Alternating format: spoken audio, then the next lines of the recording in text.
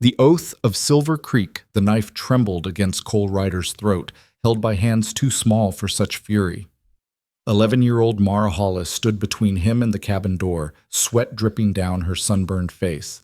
Not from fear, but from the suffocating heat that had turned their shelter into an oven. Behind her, 4 desperate children watched. Ben with his twisted leg, Lily, who hadn't spoken in months, Noah, whom the town pretended didn't exist, and little Faye burning with fever on a pile of rags. Cole had stumbled here seeking oblivion. Instead, he found 5 lives the whole damn town had abandoned. Before we begin this story of redemption in the unforgiving American West, I invite you to join me on this journey. Please hit that like button and comment with your city below. I want to see how far this tale of courage and broken promises travels across the world. The summer sun beat down on Silver Creek territory with the kind of merciless intensity that made men question their sanity for settling this godforsaken stretch of Wyoming. Heat shimmered off the packed dirt main street, turning the air thick and wavering. Cole Ryder walked that street with the purposeful stride of a man seeking something specific, though what exactly, even he couldn't say. Whiskey, maybe. Or just a place to collapse where no one would ask questions. His boots kicked up small clouds of dust with each step. The war had ended 3 years back, but Cole still carried it in the haunted spaces behind his eyes, in the slight favor he gave his left leg where Confederate grapeshot had torn through muscle, in the way his hand instinctively moved toward a hip where a service revolver once hung. He'd drifted through a dozen towns since Appomattox, never staying longer than his welcome or his money lasted, whichever gave out first. Silver Creek looked like all the others. False-fronted buildings lined both sides of the rutted street, their paint peeling in the relentless heat. A general store, a saloon, a land office, a church with a steeple that leaned slightly westward as if trying to escape. Women in calico dresses hurried between patches of shade, hands pressed to bonnets against the wind that offered no relief, only more dust. Men gathered in small clusters outside the saloon, their conversations dying as Cole passed. He felt their eyes measure him, the threadbare Confederate gray jacket he still wore despite the heat, the stubble on his jaw, the hollow look of a man who'd stopped caring about tomorrow. Just another drifter. Just another broken soldier adding to the West's collection of the damaged and dispossessed.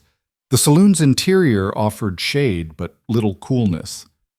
Cole's eyes adjusted to the dim light as he approached the bar, a warped plank of wood balanced on whiskey barrels. The bartender, a thick-necked man with suspicious eyes, watched him approach.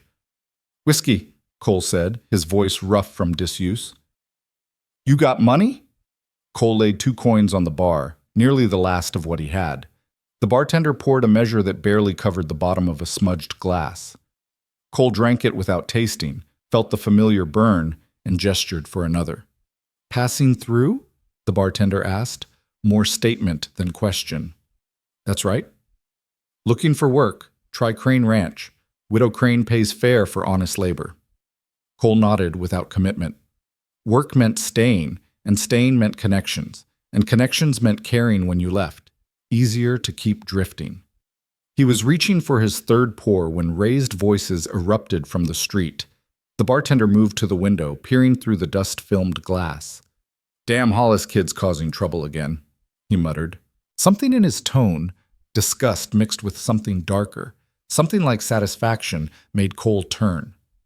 Through the window he saw a cluster of well-dressed townspeople gathered around 2 children. A boy, maybe 10, with one leg twisted at an unnatural angle, leaned heavily on a makeshift crutch. Beside him stood a girl, perhaps 8, her face expressionless and still. "Someone should do something about them," a woman at a nearby table said, loud enough to ensure she was heard. "It's indecent, letting them wander around like wild animals." "Reverend Crow's handling it," her companion replied. "He'll have them placed properly soon enough." The bartender snorted. "If by properly you mean shipped east to work in some mill until they drop. Crow's got a whole operation going. Turns a nice profit on orphans, I hear." Cole felt something stir beneath the whiskey's numbing warmth, something he'd thought long dead. He pushed away from the bar. "Where are you going?" the bartender called after him. Cole didn't answer. He was already moving toward the door, drawn by an instinct he didn't understand and couldn't name. Perhaps it was the boy's eyes, visible even through the dirty window, watchful and ancient. The eyes of someone who'd learned too young that the world was a cruel place. Perhaps it was the girl's stillness, the kind of frozen silence that came after screaming yourself hoarse with no one listening.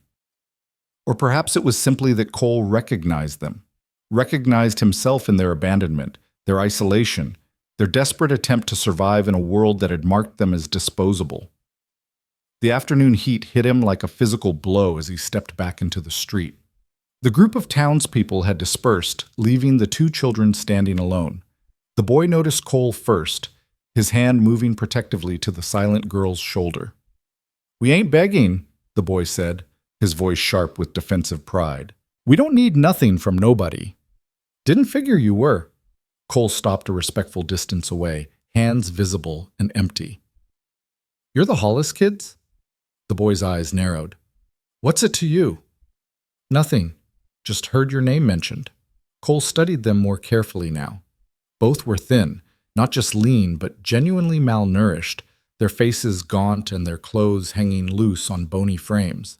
The girl's dress, once yellow, was now a patchwork of stains and poorly mended tears. The boy's shirt was too large, sleeves rolled up multiple times, and his single boot was split along the sole. But it was the heat exhaustion Cole recognized, the flush on their faces, the slightly glazed look in their eyes, the way they swayed almost imperceptibly. How long had they been standing in this sun? "There's shade in the alley," he offered, "if you need it." "We're fine." But even as the boy said it, the girl's knees buckled slightly. He caught her with practiced ease, his thin arms supporting her weight despite his own obvious weakness. Cole's jaw tightened. He'd seen this before. Soldiers at the end of long marches, pride keeping them upright long after their bodies had nothing left to give. "Suit yourself." He turned back toward the saloon, then paused. "If you change your mind, there's water at the trough behind the general store. Public access. No charity, just water."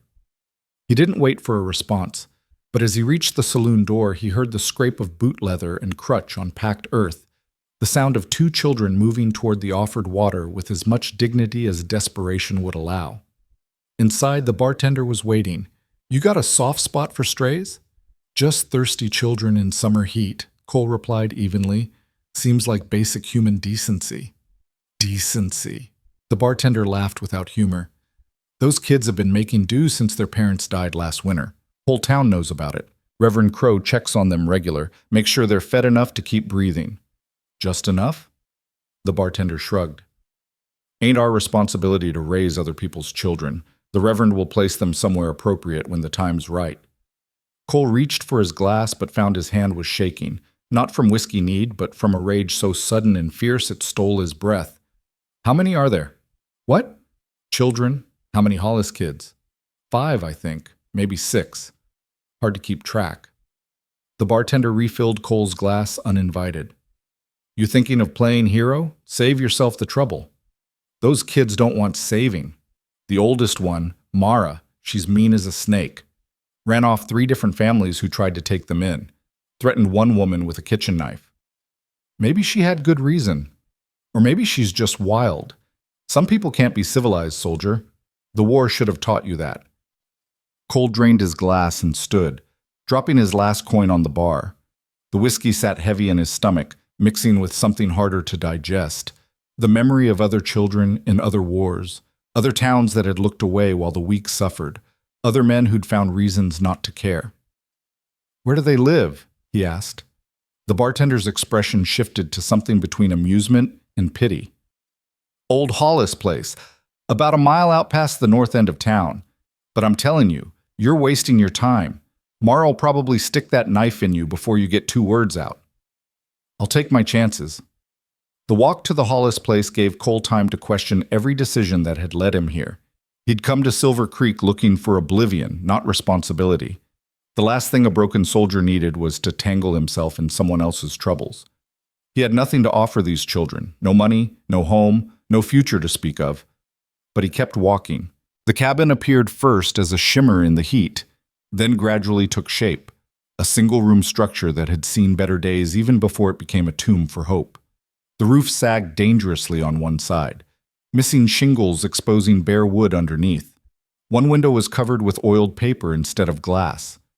The door hung crooked on leather hinges, gaps visible around the frame wide enough to let in weather, dust, and despair. Cole's military training cataloged the defensive advantages automatically. Good sight lines, difficult approach, natural cover from the scrub brush. Then he caught himself. These were children, not soldiers, though perhaps the distinction had blurred for them months ago. He was still 50 yards out when he heard it, a sound between a cough and a wheeze, wet and labored. Someone inside was sick. Very sick. Cole quickened his pace, then froze as a figure materialized in the doorway.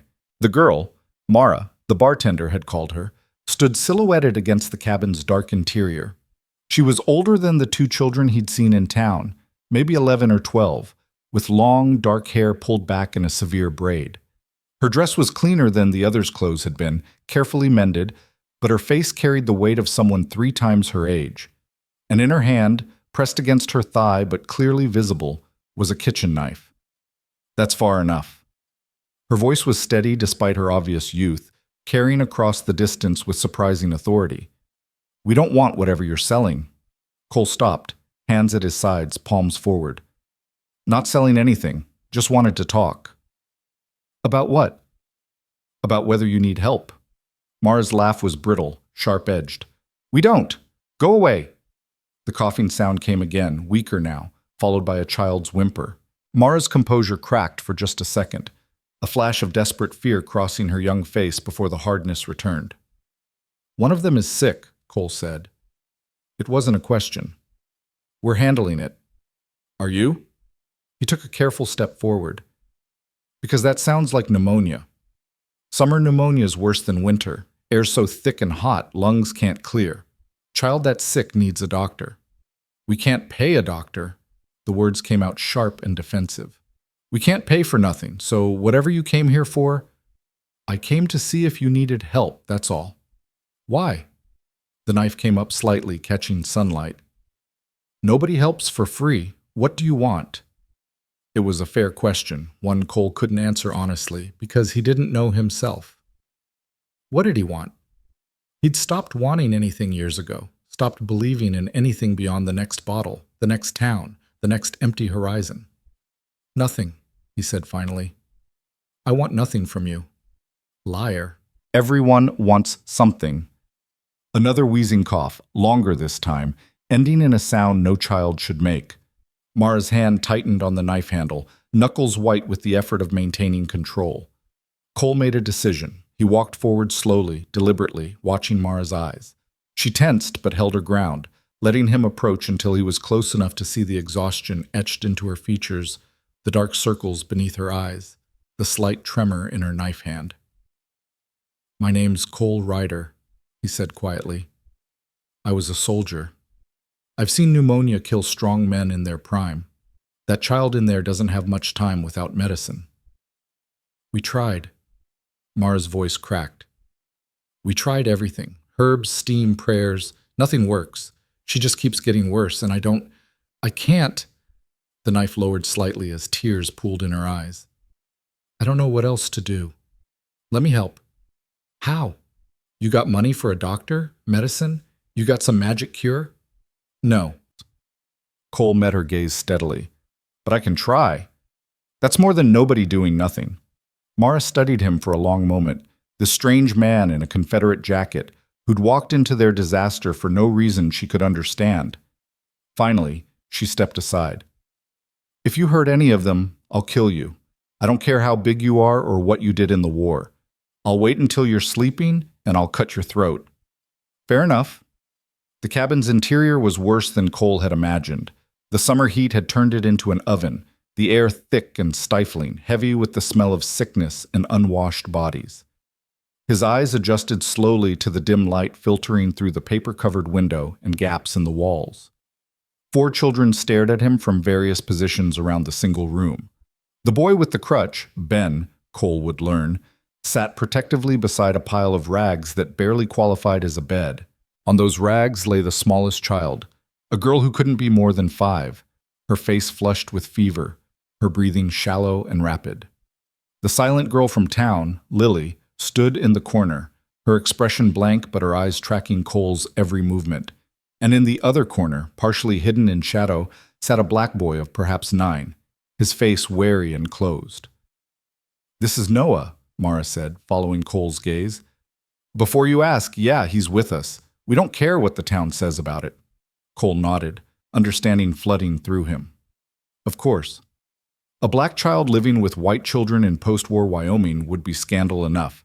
That these children had chosen to keep him, to protect him despite the town's judgment, told Cole more about their character than any words could. He moved slowly toward the sick child, crouching beside the makeshift bed. Up close, the fever was even more apparent, her skin radiating heat, her hair plastered to her forehead with sweat, her small body racked with each labored breath. "What's her name?" "Faye." Mara knelt on the other side, her hand automatically going to her sister's forehead. "She's been like this for 3 days, getting worse every hour." Cole had seen enough battlefield medicine to know Mara was right. Without intervention, Faye had maybe a day, 2 at most. "The doctor in town won't come. We sent Ben yesterday. Doctor said he don't make house calls for charity cases, especially not for," she glanced at Noah, her jaw tightening, "for families like ours." The rage Cole had felt in the saloon returned, colder now and more focused. "There has to be someone. The Reverend you mentioned." "Reverend Crow." The name came out like a curse. "He brings food sometimes, just enough to keep us breathing. Says he's working on proper placement for us, whatever that means. He knows Faye's sick, hasn't done nothing about it." Ben spoke up, his voice rough but steady. "He wants her to die. All of them do. Then it's 4 problems instead of 5, and 4 is easier to split up and forget about." "Ben!" Mara's voice carried automatic reproof, but she didn't contradict him. Cole looked at each child in turn, these fierce, damaged survivors who'd been abandoned by every adult in their lives. Something in his chest, something he'd thought long dead, cracked open. "Listen to me," he said. "All of you, I'm going to make you a promise, and I keep my promises. 3 things. He held up 3 fingers. 1, I'm going to get medicine for Faye, and she's going to live. 2, I'm going to make sure you all have food and shelter, real shelter, not this." He gestured at the collapsing cabin. 3, nobody's taking you anywhere you don't want to go. Nobody's splitting you up. You understand? Silence. The children exchanged glances, a wordless communication born of months depending only on each other. Finally, Noah spoke. His voice was quiet but clear, carrying the careful pronunciation of someone who'd taught himself to speak proper in hopes it might make white people see him differently. "Why should we believe you?" "Because I got nothing to gain by lying. I'm nobody. I got no money, no home, no prospects. Helping you doesn't benefit me in any way." Cole stood, looking down at Faye's flushed face. "But I'm still going to do it, starting right now." He turned toward the door, then paused. "Mara, you got that knife handy?" Her hand moved to it automatically. "Yeah, why?" "Good. Keep it close. Don't let anyone in while I'm gone, except people you know for certain.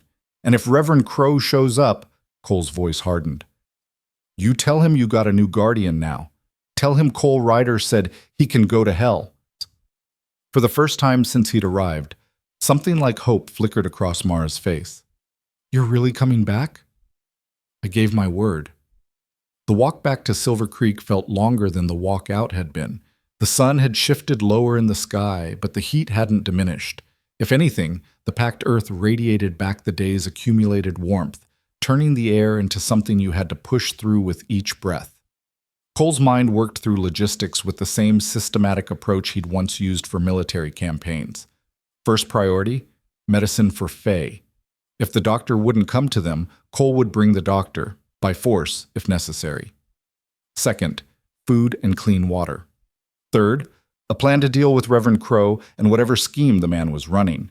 But underneath the planning, underneath the practical considerations, something else stirred, a sense of purpose Cole hadn't felt since before the war. These children needed him. More than that, they needed someone who would keep their word in a world that had taught them every promise was a lie. He wouldn't fail them. He couldn't. Because if he did, he might as well have died at Appomattox with all the other men who'd lost their reasons to keep living. The doctor's office sat above the general store. accessible by an external staircase that creaked alarmingly under Cole's weight. He didn't knock, just pushed open the door and walked into a small waiting room that smelled of carbolic acid and old tobacco. A woman looked up from a desk, her expression shifting from polite inquiry to suspicion in the space of a heartbeat. "We're closed. I need the doctor." "Dr. Hartwell isn't seeing patients today. You'll have to come back tomorrow." "No." Cole's voice was flat, brooking no argument. "There's a child dying a mile outside town. She needs medicine now, not tomorrow." The woman's face closed down. "If you're talking about the Hollis children, Dr. Hartwell has already made his position clear. He doesn't provide charity care, and he especially doesn't make house calls to—" "Then he can tell me that himself." Cole moved past her desk toward the interior door. She squawked in protest, but he was already through it, entering a cluttered examination room where a middle-aged man in shirt sleeves looked up from a medical journal with an expression of profound irritation. "Sir, you cannot just barge in here." "5-year-old girl with pneumonia," Cole said. "Fever, labored breathing, wet cough. She's got maybe a day without treatment. You're a doctor, so do your damn job." Dr. Hartwell's irritation shifted to cold disdain. "I assume you're referring to the Hollis orphans. As I explained to the boy who came yesterday, I don't provide free medical services. I have overhead, expenses, a practice to maintain. I'll pay." The doctor's eyebrows rose. "You have money?" Cole didn't. He had maybe $3 to his name, nowhere near enough for a doctor's services. But he'd figure that out later. "I'll get it." "How much?" "For a house call, examination, and treatment?" Hartwell named a sum that made Cole's stomach sink, more than a month's wages for common labor. "Payable in advance, naturally." "Naturally." Cole's hand moved to his hip, fingers brushing the space where his revolver used to hang. Old habits. "And if I can't pay in advance, then I'm afraid the child will have to rely on prayer and providence. I'm a physician, not a charity organization." Hartwell returned to his journal, dismissing Cole. "Good day, sir." Cole stood frozen, rage and helplessness warring in his chest. He could drag this man to the Hollis cabin by force, make him treat Faye at gunpoint. But then what? Hartwell could easily give the wrong medicine, could let her die out of spite, could have Cole arrested for assault and kidnapping. The system was designed to protect men like Hartwell, to ensure that power and money determined who lived and who died. Cole had known that truth since long before the war, but somehow he'd forgotten how deeply it cut until he stood here, powerless to save a child's life because he couldn't produce enough coin. He was turning toward the door when a woman's voice stopped him. "Dr. Hartwell, you should be ashamed." Cole turned. A woman stood in the doorway he'd burst through, late 30s perhaps, with graying brown hair and a face that carried both strength and sorrow. She wore a simple calico dress dusted with flour, and her hands were rough from work. "Mrs. Thorne?" Hartwell's tone shifted to something almost conciliatory. "This doesn't concern you. A child dying concerns everyone. Or it should." She looked at Cole. "You're the man who gave the Hollis children water this afternoon." "Yes, ma'am." "My name is Hannah Thorne. I run the bakery." She turned back to Hartwell. "I'll pay for the girl's treatment." "Mrs. Thorne, I really don't think—" "I'll pay," Hannah repeated, her voice hardening. "And you'll provide your services immediately, or I'll make sure everyone in Silver Creek knows how you let a child die while demanding payment in advance. See how that affects your practice." The doctor's face flushed. "That's blackmail. That's community conscience, which you seem to have misplaced." Hannah opened her reticule, counting out bills. "Here's your advance payment. Now get your bag and do what you're supposed to do. Save lives instead of counting money." For a moment, Cole thought Hartwell might refuse anyway, pride overcoming greed. But the doctor finally stood, gathering supplies into a leather medical bag with sharp, angry movements. "This is highly irregular," he muttered. "So is letting children die," Hannah replied evenly. 20 minutes later, Cole and Hannah walked on either side of Dr. Hartwell's horse as it picked its way along the rutted path toward the Hollis cabin. The doctor rode in sullen silence, while Hannah peppered Cole with quiet questions. "How long have you been in Silver Creek?" "Few hours." "And you're already trying to save the Hollis children?"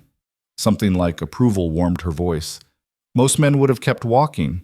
Seemed like the right thing to do. The right thing. Hannah laughed softly, without humor. This town stopped caring about the right thing when it came to those kids months ago. We all knew they were suffering. We all saw it happening, and we all found reasons to look away. But you came today. Because I'm tired of looking away. Because I'm tired of being ashamed when I see my own face in the mirror. She glanced at Cole. You said you're nobody, back in the doctor's office. But nobodies don't usually fight for other people's children. Didn't say I was a good nobody. They fell into companionable silence after that, broken only by the sound of hooves on hard earth and the doctor's occasional sigh of martyrdom.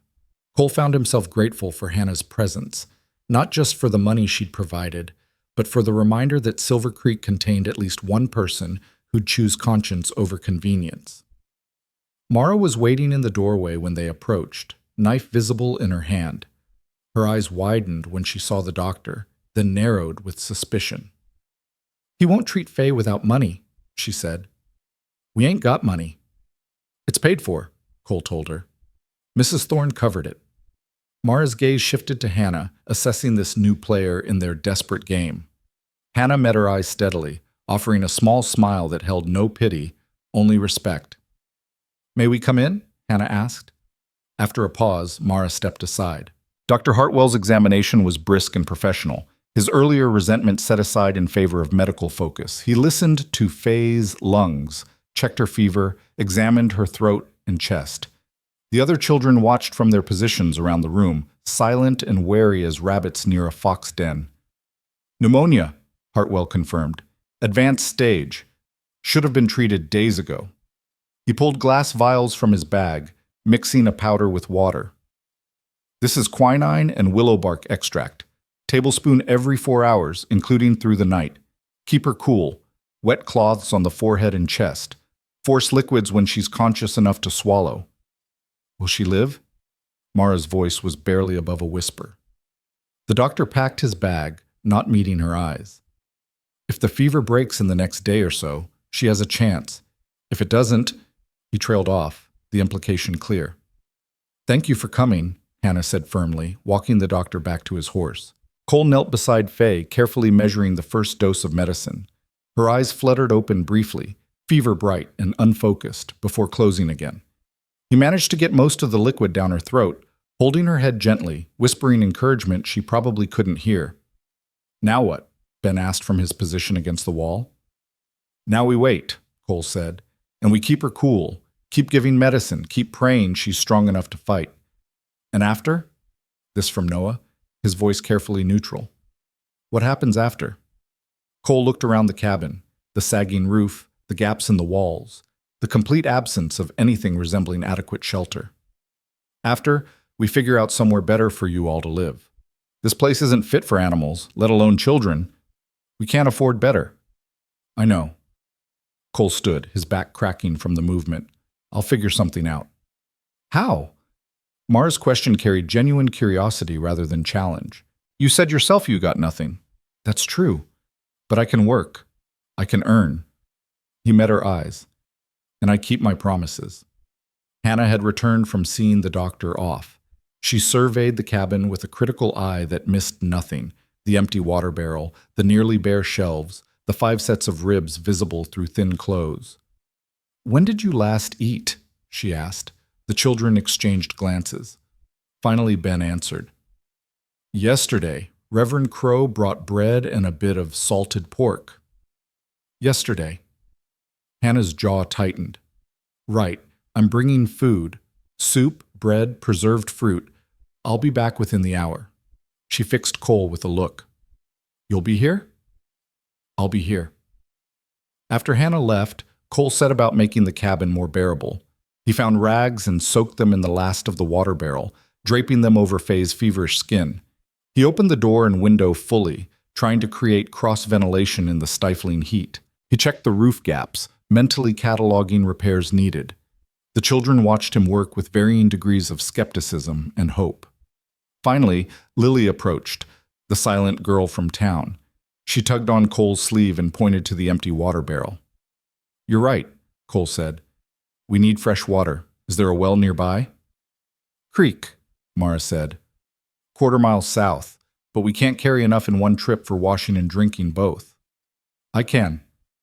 Cole found the bucket, dented and rusty but functional. I'll make several trips. Lily, you want to show me where? The girl nodded, still silent, and led him out into the evening heat.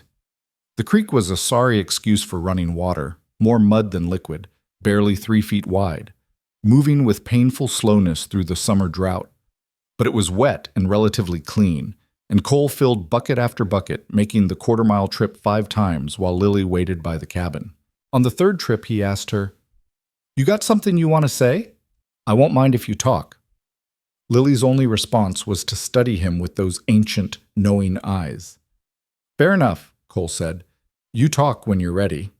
By the time Hannah returned with a basket heavy enough to require 2 hands, Cole had enough water stored to last through the night. The smell of fresh bread and vegetable soup brought all the children except Faye into instant alertness, a physical reaction to food that spoke volumes about how long they'd been hungry. Hannah distributed bowls with the efficiency of someone who'd done this before, making sure each child got an equal portion, adding extra for Noah when she thought no one was looking. "Eat slowly," she cautioned. "Your stomachs aren't used to full meals." They didn't listen, of course. They ate like starving animals because that's what they were. Cole watched them and felt his throat tighten. "How long has it been like this?" he asked Hannah quietly. Their parents died in February. Influenza took them both within a week of each other. The town held a meeting about what to do with the children. Reverend Crow volunteered to manage the situation until permanent placements could be arranged. Hannah's voice was bitter. That was 5 months ago. He brings food maybe twice a week, just enough to keep them alive. Meanwhile, he's been negotiating with orphan placement agencies back east. Placement agencies. Factories, mostly. Mills that need small hands for dangerous work. Crow gets a finder's fee for each child he ships east. It's legal, technically, even considered charitable in some circles. Hannah set down her bowl, her hands trembling slightly. "We've all known. The whole town has known. And we've done nothing because it was easier not to see." Cole's hands clenched into fists. "Where's this reverend now?" "He has a house on the west side of town. But Cole—" Hannah grabbed his arm as he started to rise. "Don't, not yet. You go after Crow without a plan, without standing, without anything but anger, and you'll end up in jail while these children end up in his custody anyway. You want to help them? Then be smart about it." She was right, Cole knew. The war had taught him that rage without strategy was just another form of suicide. But the knowledge didn't make the anger easier to swallow. They stayed through the evening, Cole and Hannah, taking turns bathing Faye with cool water and forcing medicine past her cracked lips. The other children gradually relaxed, exhaustion overcoming suspicion as their bellies filled for the first time in days. Ben fell asleep sitting up, his back against the wall, his twisted legs stretched out in front of him. Noah dozed in his corner, one eye still half open, old instincts never fully trusting safety. Lily curled up near Faye, her small hand reaching out to hold her sisters in sleep. Only Mara remained awake, watching Cole with an intensity that should have been uncomfortable but somehow wasn't. "Why are you doing this?" she asked finally, her voice barely audible over Faye's labored breathing. "Because nobody else would." "That ain't a reason. There's lots of things nobody else does. Don't make them your responsibility." Cole considered his answer carefully. This child had earned honesty through her suffering. "I had a daughter once, about Faye's age. She got sick during the war and I wasn't there. My wife tried to get help, but we had no money, and nobody would help without money, and—" His voice caught. "By the time I got home, it was too late." Mara was quiet for a long moment. "What was her name?" "Sarah. Sarah Ann Ryder." "I'm sorry." "Me too." Cole adjusted the cloth on Faye's forehead. "I can't save Sarah, but maybe I can save someone else's little girl. Maybe that's reason enough." "And when Faye's better, you'll just leave like everyone else?" "No." The word came out with absolute certainty. "I gave you my word, Mara. All 3 promises. Medicine for Faye, food and shelter for all of you, and nobody taking you anywhere against your will. I haven't finished keeping those promises yet." Mara studied him in the lamplight, this broken soldier who'd stumbled into their lives for reasons that defied logic. You're either the best liar I ever met or the first honest person in months. Guess you'll have to wait and see which. A sound like a laugh escaped her, rusty from disuse. Guess so. Toward midnight, Faye's fever spiked higher. Her breathing turned ragged, her small body racked with coughs that brought up bloody phlegm. Cole held her while she convulsed, whispering the same useless words he'd whispered to Sarah years ago. It's all right. You're safe. Just hold on. Knowing they were lies, but unable to offer anything else. Mara pressed her face against the wall, her shoulders shaking with silent sobs she wouldn't let anyone see. Hannah prayed quietly, her lips moving through words Cole had stopped believing in long ago. And in the darkest hour, when Faye's breathing slowed to barely perceptible gasps, Cole felt the familiar weight of failure settling over him like a burial shroud. He'd made promises he couldn't keep. He'd offered hope he had no right to give. He was about to watch another child die, and all his rage and good intentions wouldn't change it. But then, just as dawn began to gray the eastern sky, Faye's breathing deepened. Not much, barely noticeable, but enough. Her fever dropped a fraction of a degree. Her convulsions eased. She's fighting, Hannah whispered. Dear God, she's actually fighting. Cole pressed his fingers to Faye's throat, feeling her pulse, rapid but steadier now, more regular. Come on, he murmured. Come on, little fighter. You're stronger than this. I know you are. By sunrise, the crisis had passed.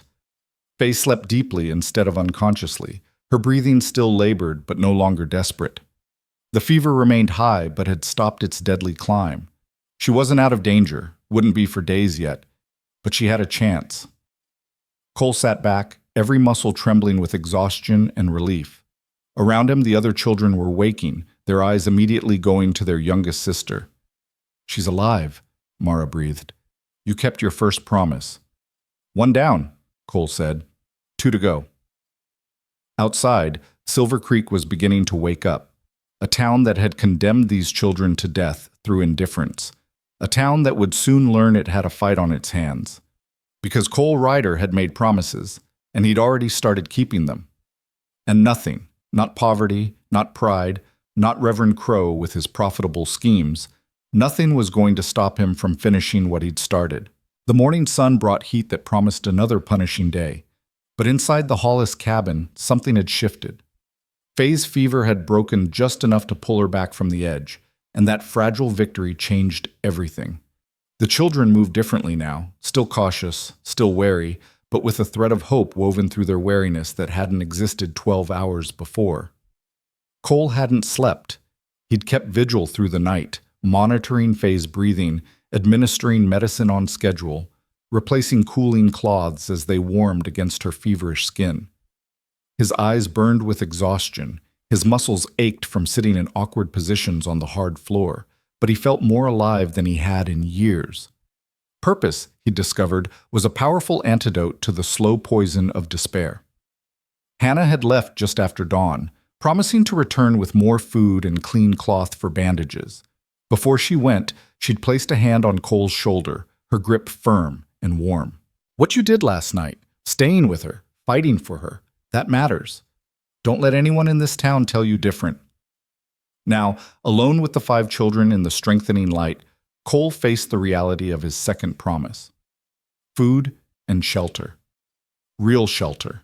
Not this death trap of rotting wood and failing hope. He had no money, no prospects, and no clear path forward. But he'd given his word, and the war had stripped him of everything except the ability to keep his promises. Mara, he said quietly. The girl was awake. Had probably been awake all night just like him, watching over her siblings with the fierce protectiveness of someone who'd learned that vigilance was the price of survival. I need to go into town. Find work.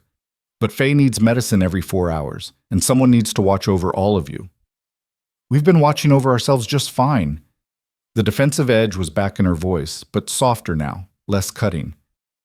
I know you have. You've done an incredible job keeping everyone alive, but you shouldn't have to do it alone anymore. Cole stood, his joints protesting the movement. I'll be back before the next dose is due. That's a promise. You keep saying that word. Mara looked up at him, her young face ancient with accumulated disappointments. Promises. Like it means something. It does mean something. It means I'll do what I say or die trying. Lots of folks have died trying to do things. Dying don't make you special. Cole couldn't help but smile at that brutal honesty. You're absolutely right. But keeping my word while staying alive, that would be special. So I guess I better manage both. Ben stirred from his corner, his twisted leg pulled close to his body. Where you going to find work? Town don't exactly welcome strangers, especially not Confederate soldiers with no references. The bartender mentioned a ranch. Widow Crane, he said. Pays fair for honest labor. Matilda Crane. Ben's expression grew complicated. She's got the biggest spread in the territory. Tough as iron and twice as sharp. If she'll hire you, the work will be hard, but the pay's honest. But she don't suffer fools, and she sure don't take charity cases. Good thing I'm not asking for charity then. Just work. Noah spoke up from his shadowed corner, his careful diction precise despite the early hour. Mrs. Crane employs 2 black ranch hands, treats them same as the white workers, or so folks say. That makes her different from most. Different how? Different like she judges a man by his work instead of his skin. Different like she told Reverend Crow to his face that his orphan placement scheme was legalized slavery, and she wanted no part of it. Noah's eyes held a flicker of something that might have been respect. She's got power in this territory, money and land and the kind of reputation that makes people listen when she talks. Cole filed that information away. An ally with power and principle could be invaluable, assuming he could convince her to become an ally in the first place. Then, I guess I better make a good impression. The walk to Crane Ranch took Cole through Silver Creek's main street, and he felt eyes on him every step of the way. Word had spread, apparently. The stranger in Confederate gray who'd forced Dr. Hartwell to treat the Hollis orphans, who'd spent the night at their cabin while a child fought for her life. The townspeople's stares carried a mix of curiosity and disapproval, with judgment clearly winning. Cole kept his head up and his stride steady. He'd endured worse scrutiny from better people. These folks had watched children starve and convinced themselves it was someone else's responsibility. Their opinions held no weight with him. The bakery door opened as he passed, and Hannah Thorne emerged with a basket covered in checkered cloth. "Mr. Ryder, how's Faye?" "Fever's down slightly. Still critical, but fighting." "Thank God." Hannah fell into step beside him. "Where are you headed?" "Crane Ranch. Looking for work." "Good choice. Matilda Crane is one of the few decent people left in this territory." Hannah's voice dropped. "Fair warning, though. Reverend Crow knows what you did last night. He's not pleased. He stopped by the bakery this morning asking questions about you. Who you are, where you came from, what your intentions are with his orphans." Cole's jaw tightened. "They're not his anything." "Try telling him that. Crow's got legal standing as their guardian appointed by the town council. You're a drifter with no ties, no money, and no authority. In a dispute, the law favors him every time." "Then I'll change the circumstances. Get work, get money, get standing." Cole stopped, turning to face Hannah directly. "I need to ask you something. Why are you helping? You said last night you were tired of looking away, but there's more to it than that. What's your stake in this?" Hannah was quiet for a moment, her eyes distant. "I had a son, Thomas. He died 4 years ago, age 7, from scarlet fever. My husband couldn't bear the loss, started drinking, got mean, finally just disappeared one night and never came back. I've been alone since." She met Cole's gaze.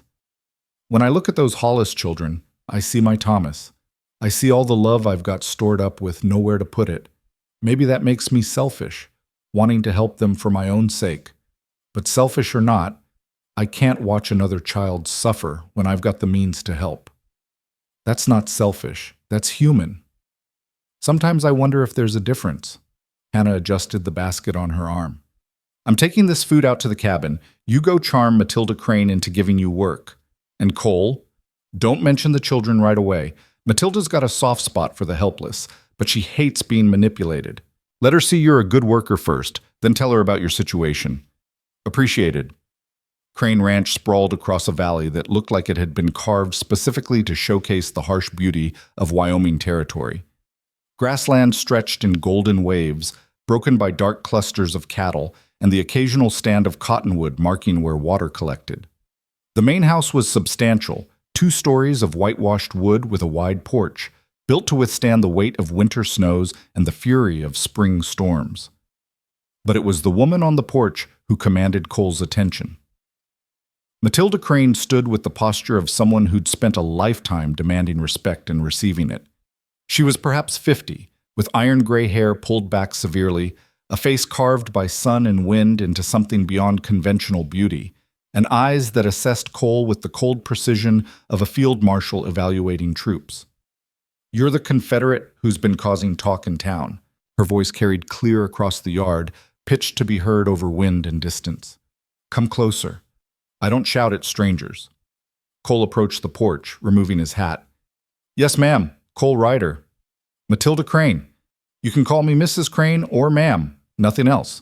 She studied him openly, her gaze cataloging everything from his worn boots to his threadbare jacket to the exhaustion carved into his features. "You look like hell."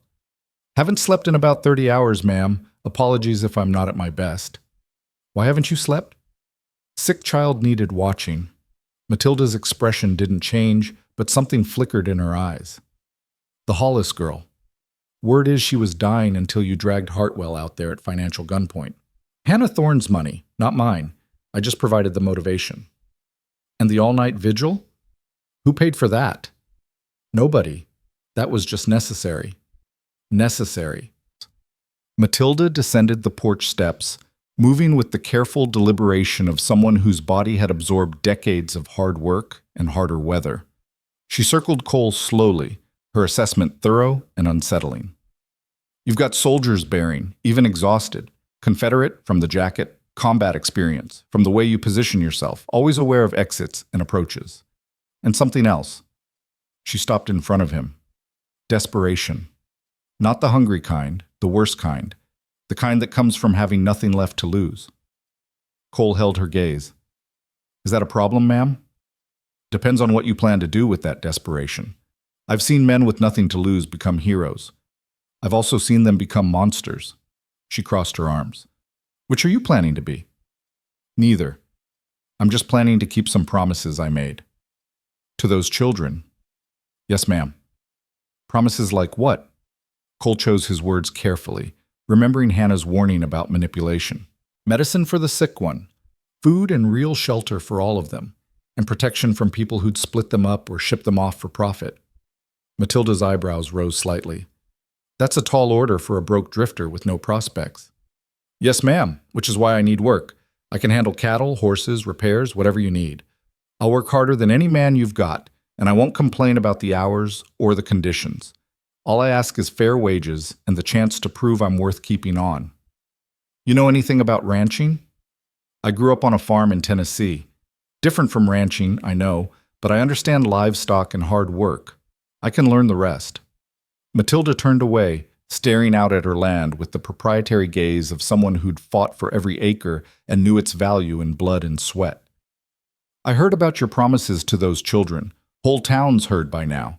You know what else I heard? That Reverend Crow's already filing legal papers to formalize his guardianship. That he's got placements arranged back east for all 5 of them. That he's mad as hell about your interference." Cole's hands clenched at his sides. "Then I need to move faster than he does." "You need to be smart, not fast. Crow's got the law on his side, the town council backing him, and a financial incentive to see those children shipped east before you can build any counterclaim." Matilda faced him again. "You want to save those kids? You need 3 things: steady employment to prove you can provide for them, housing suitable for a family, and legal standing to challenge Crow's guardianship. Right now you've got none of those things. Which is why I need this job, ma'am. I can give you employment. I've got a foreman's cabin that's been empty since last year. Small, but sound and weatherproof. 2 rooms, a good stove, solid roof."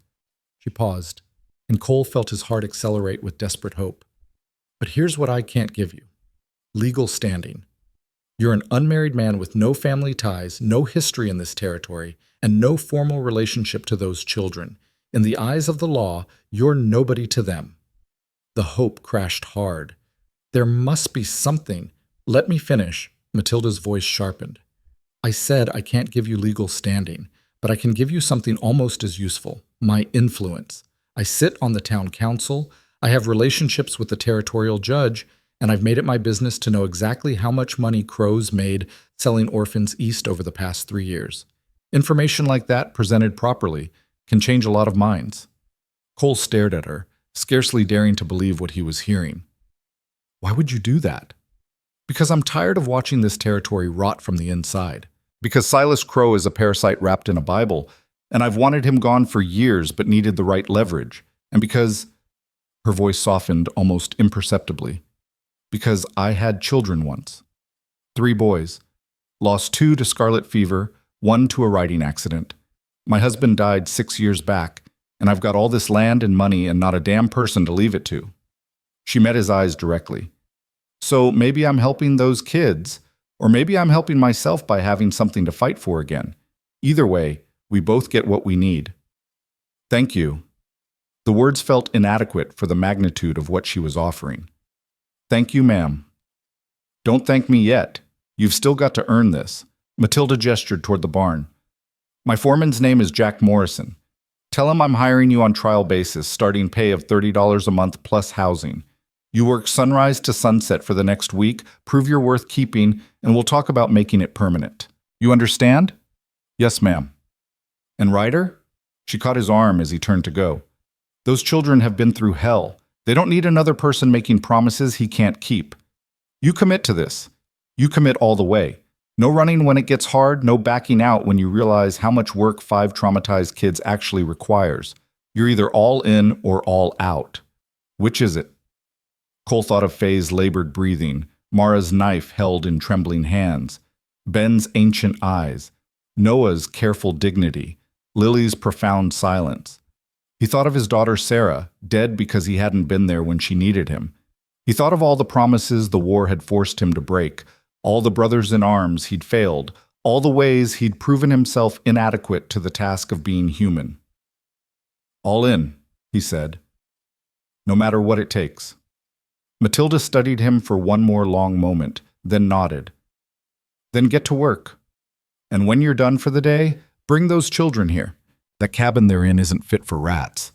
They can stay in the foreman's cabin until we sort out the legal situation. Ma'am, I can't ask you to...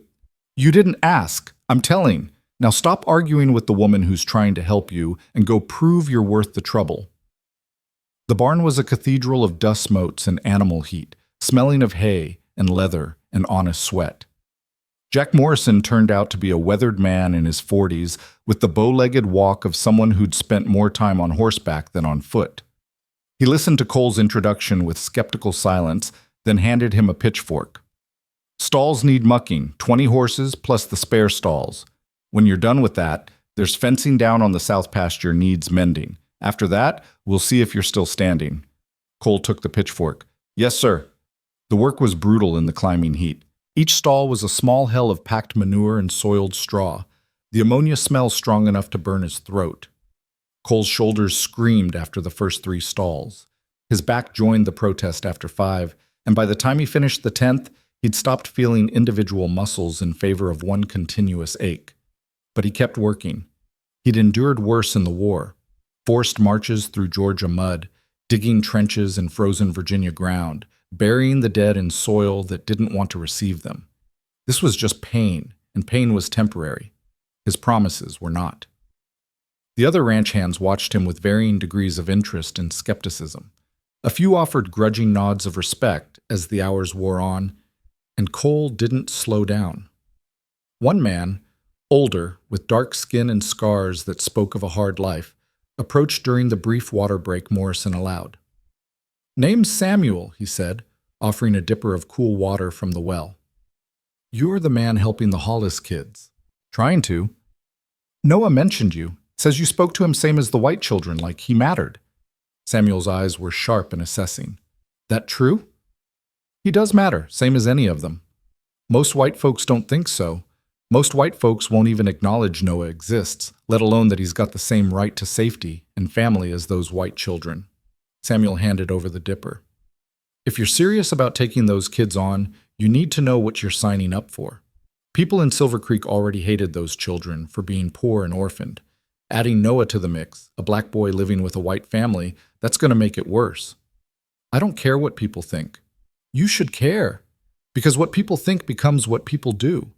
They'll make it hard for you to find work, hard to buy supplies, hard to just exist in peace. They'll call you names, race traitor being one of the kinder ones. They'll question your judgment, your morals, your fitness to raise white children. Samuel's voice was matter of fact, delivering brutal truths without emotion. You think you can handle that? Cole met his gaze steadily. I made a promise to all 5 of them. That includes Noah. If people don't like it, that's their problem, not mine. Something like approval flickered across Samuel's face. Then you might actually have a chance at this, but you'll need allies.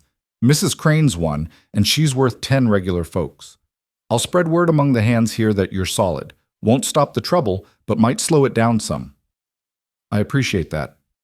Don't appreciate it yet. Just don't prove me wrong about you. Samuel turned back toward the barn. And Ryder? Those kids have been abandoned by every adult in their lives. You walk away from them, even for a good reason, even because things got too hard. That'll break something in them that can't be fixed. So you better be sure before you make promises you might not keep. I'm sure. By the time the sun began its descent toward the western mountains, Cole had mucked all 20 stalls, mended a quarter-mile of fence line, hauled water for the livestock, and helped repair a broken wheel on one of the ranch wagons. Every muscle in his body throbbed with exhaustion. His hands were covered in blisters that had burst and bled, and he'd drunk enough water to make himself sick. But he'd proven he could work. Morrison found him as he was finishing with the wagon wheel. You're still standing? Yes, sir. Most men would have quit after the stalls. Confederate pride keeping you upright, or genuine stubbornness? Just keeping my word, Morrison grunted, something that might have been approval. Mrs. Crane says you're moving the Hollis children into the foreman's cabin tonight. That true? If she's willing to allow it, yes. She's willing. Already had the place aired out and cleaned, sent one of the hands to deliver basic supplies. Beds, blankets, dishes. Morrison handed Cole a key. Cabin's a quarter-mile that direction, near the creek. 2 rooms like she said, stone fireplace, good windows. Roof's solid, walls are tight. It'll do for a family. Cole took the key. Its weight somehow more significant than mere metal. Thank you. Don't thank me. I think you're 10 kinds of fool for taking on 5 damaged kids with no money and a whole town ready to fight you over it. But Mrs. Crane sees something in you worth backing, and I trust her judgment more than my own skepticism. Morrison's weathered face creased into something that wasn't quite a smile. You show up tomorrow ready to work this hard again, and I'll consider keeping you on permanent. You prove you can actually manage those kids without everything falling apart, and I'll help you fight Crow when the time comes. Deal? Deal. The walk back to the Hollis cabin felt shorter despite Cole's exhaustion. He had work, wages, and a real place for the children to live. 3 crucial pieces of the impossible puzzle he'd committed himself to solving. The legal battle with Crow still loomed, massive and threatening, but for the first time since making his promises, Cole felt like he might actually have a chance at keeping them. Hannah was leaving as he arrived, her empty basket swinging from one arm. Faye's fever dropped another degree. She's not conscious yet, but her breathing's easier. Dr. Hartwell came by around noon. Mrs. Crane sent him, paid for a follow-up visit. He says if she makes it through tonight, she'll likely pull through. That's good. That's really good. Cole felt something in his chest loosen slightly. I've got news. Mrs. Crane hired me on at the ranch, and she's letting us use the foreman's cabin. It's ready now. Beds, supplies, everything. I'm moving the children tonight. Hannah's face lit up with genuine joy. Cole, that's wonderful. Those kids will finally have a real home. For now, anyway. Crow's still got legal standing, and Matilda says he's already filing papers to formalize his guardianship. Then we fight him. You, me, Matilda, anyone else with a conscience and a spine. Hannah's voice turned fierce. That man has profited off suffering children long enough.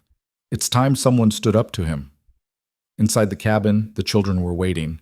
Mara stood as Cole entered, her body tense with the automatic wariness that came from too many disappointments. You came back, she said, and Cole heard the faint surprise beneath the words. I said I would. He crouched beside Faye, checking her forehead with the back of his hand. Hannah was right. The fever had dropped noticeably. How's she been? Sleeping mostly, Woke up once and drank some water. Didn't know where she was or who we were, but she drank. Mara's voice caught. That's good, right? That she's drinking?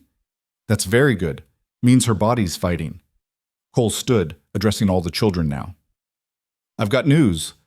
I found work at Crane Ranch, and Mrs. Crane is letting us use a cabin on her property. It's got real beds, a working stove, tight walls. We're moving there tonight. Silence. The children exchanged those wordless glances Cole was beginning to recognize, a full conversation happening in the space between heartbeats. Finally, Ben spoke. What's the catch? No catch. There's always a catch. Nobody gives away housing for free. Mrs. Crane's not giving it away. She's letting me use it as part of my wages. I work for her, I earn the right to live there, and you all come with me because you're my responsibility now. Cole met each child's eyes in turn. This isn't charity. This is me keeping my second promise. Real shelter for all of you. And when Reverend Crow finds out? This from Noah, his careful voice edged with fear. He won't let us just leave. He's got papers, legal authority. Then we'll fight him with papers and legal authority of our own. Mrs. Crane sits on the town council and knows the territorial judge. She's willing to help us fight for your custody. Cole kept his voice steady, projecting confidence he only partly felt. But first, we get you somewhere safe. Somewhere Crow can't just walk in and take you whenever he wants. Agreed? Mara looked at her siblings, then back to Cole. If we do this, if we trust you and move to this cabin, what happens when you change your mind? When you decide 5 kids is too much trouble and you want your life back? The question hung in the air, heavy with every abandonment these children had endured. Cole could have offered easy reassurances, made promises about forever that might or might not hold true. Instead, he chose honesty. I can't promise I'll be perfect. I'll make mistakes, get things wrong, probably mess up more than I succeed. What I can promise is I won't abandon you. Not when things get hard, not when the whole town turns against us, not when Crow makes his move. I'm in this until you're safe and settled and don't need me anymore. He paused. That's the best promise I can make. Not that everything will be easy, but that I'll be here through the difficult parts.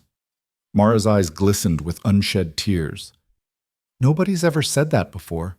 About staying through the hard parts. Then they were fools. The hard parts are when you need people most. Lily approached Cole slowly, her small hand reaching out to touch his sleeve. She still didn't speak, but her eyes held a question.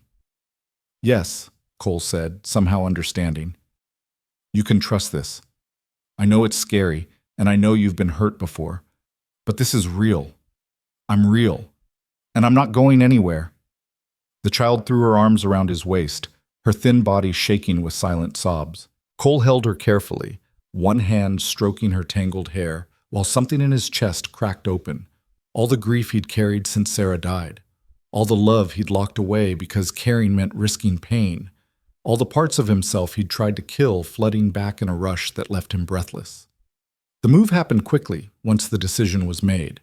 The children had few possessions, some threadbare clothes, a few battered toys, a family Bible that was more sentiment than practical use. Cole fashioned a stretcher from an old blanket and carried Faye with painful care, her fevered weight almost nothing in his arms. The other children walked in a tight cluster, their bodies unconsciously drawing together for mutual protection even as they moved toward safety. They'd learned in these brutal months that the world was dangerous and adult promises were lies, and no amount of good intentions could erase that knowledge. But they walked anyway, because even damaged hope was better than no hope at all. The foreman's cabin was better than Cole had dared imagine. 2 rooms, as Matilda had said, connected by an open archway. The main room held a cast-iron stove that radiated warmth even unlit, a sturdy table with 6 chairs, and windows with real glass that let in the fading evening light. The bedroom had 4 narrow beds with clean blankets, plus a larger bed in the corner, clearly meant for Cole. Someone had left supplies on the table: bread, cheese, salted meat, coffee, sugar, dried beans. Basic provisions, but more food than these children had seen in months. Mara touched the table's surface reverently, her fingers tracing the clean wood. This is real? This is real.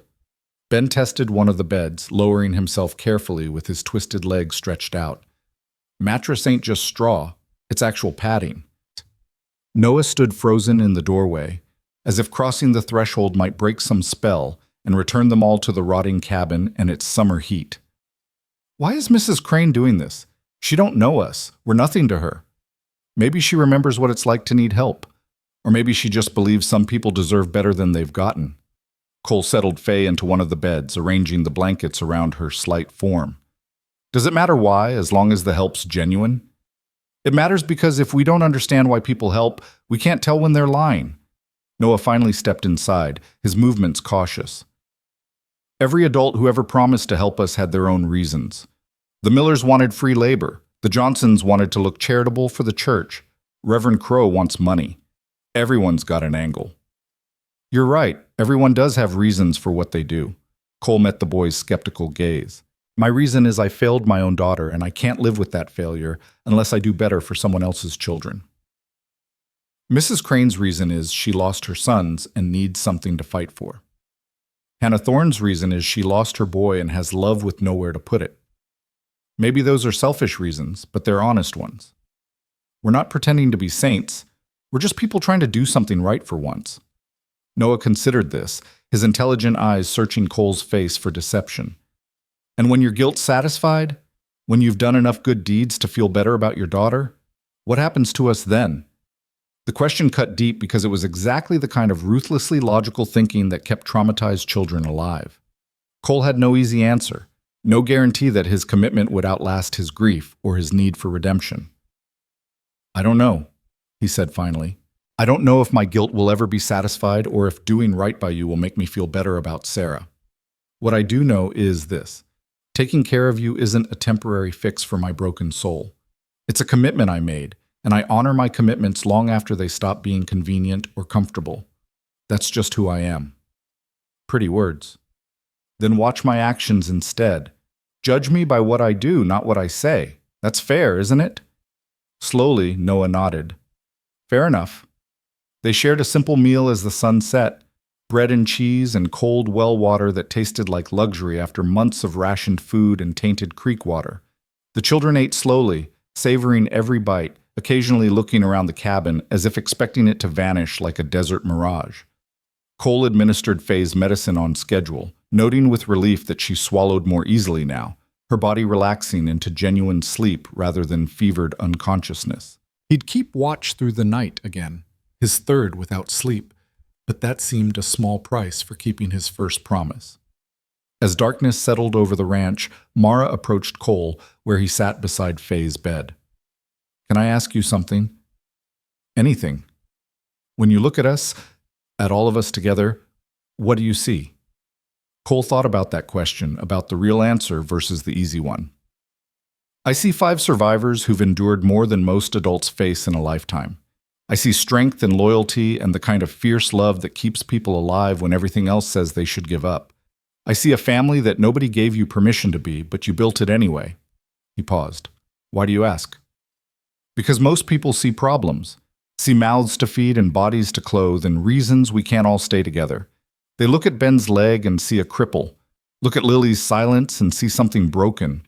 Look at Noah and see a black boy who doesn't belong with white children. Look at Faye and see weakness. Look at me and see a wild girl too mean to civilize. Her voice hardened. I need to know if that's what you see too. That's not what I see at all. Cole held her gaze. I see Ben's leg and know he's fought through pain every day just to keep standing. I see Lily's silence and understand she's been through trauma that would destroy most people. I see Noah and think he's the bravest person I've met, choosing to stay with you despite knowing it makes his life harder. I see Faye fighting pneumonia with everything she's got. And I see you carrying responsibility that would break grown men, doing it without complaint, keeping your siblings alive through sheer willpower. He smiled slightly. You're not problems, Mara. You're miracles. All of you. Tears spilled down her cheeks, the first time Cole had seen her cry openly. Don't say that if you don't mean it. I mean every word. She nodded, wiping her face with rough, angry movements. Then I guess we'll give you a chance. But I'm keeping the knife close, just in case. Wouldn't expect anything less. Later, after the children had settled into their beds, real beds with real mattresses, Cole sat at the table in the main room, drinking coffee and watching the moon rise through the glass windows. His body screamed for sleep, but his mind refused to quiet, running through everything that still needed to happen. The legal fight with Crow would be brutal. The man had the law, the town council, and financial incentive all on his side. Cole had a week-old promise and the backing of one powerful woman.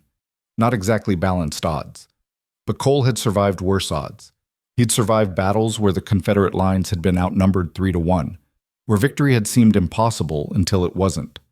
He'd survived losing his daughter, his wife, his home, and his reason to keep living. He'd survived 3 years of drifting through a world that didn't want him, looking for oblivion and finding only more emptiness. This, at least, was a fight worth having. These children were worth fighting for. And for the first time since Appomattox, Cole Ryder had something he'd thought he'd never feel again, a reason to win. Tomorrow would bring new challenges. Reverend Crow would make his move, the town would line up to judge and condemn, the legal system would grind forward with its inexorable machinery of paperwork and precedent. But tonight, 5 children slept safely in real beds under a solid roof, their bellies full and their immediate future secure. One promise kept, 2 more to go. And Cole intended to keep them all, no matter what it cost him. Because some promises weren't just words, they were the foundation of everything that made a person worth being. He drained his coffee and stood, his body protesting the movement. Time to keep watch over Faye, to make sure her improving condition held steady. Time to stay awake another night, because that's what guardians did. They stayed vigilant while those under their protection rested. Through the bedroom doorway, he could hear the children's breathing, 5 distinct rhythms forming an accidental symphony.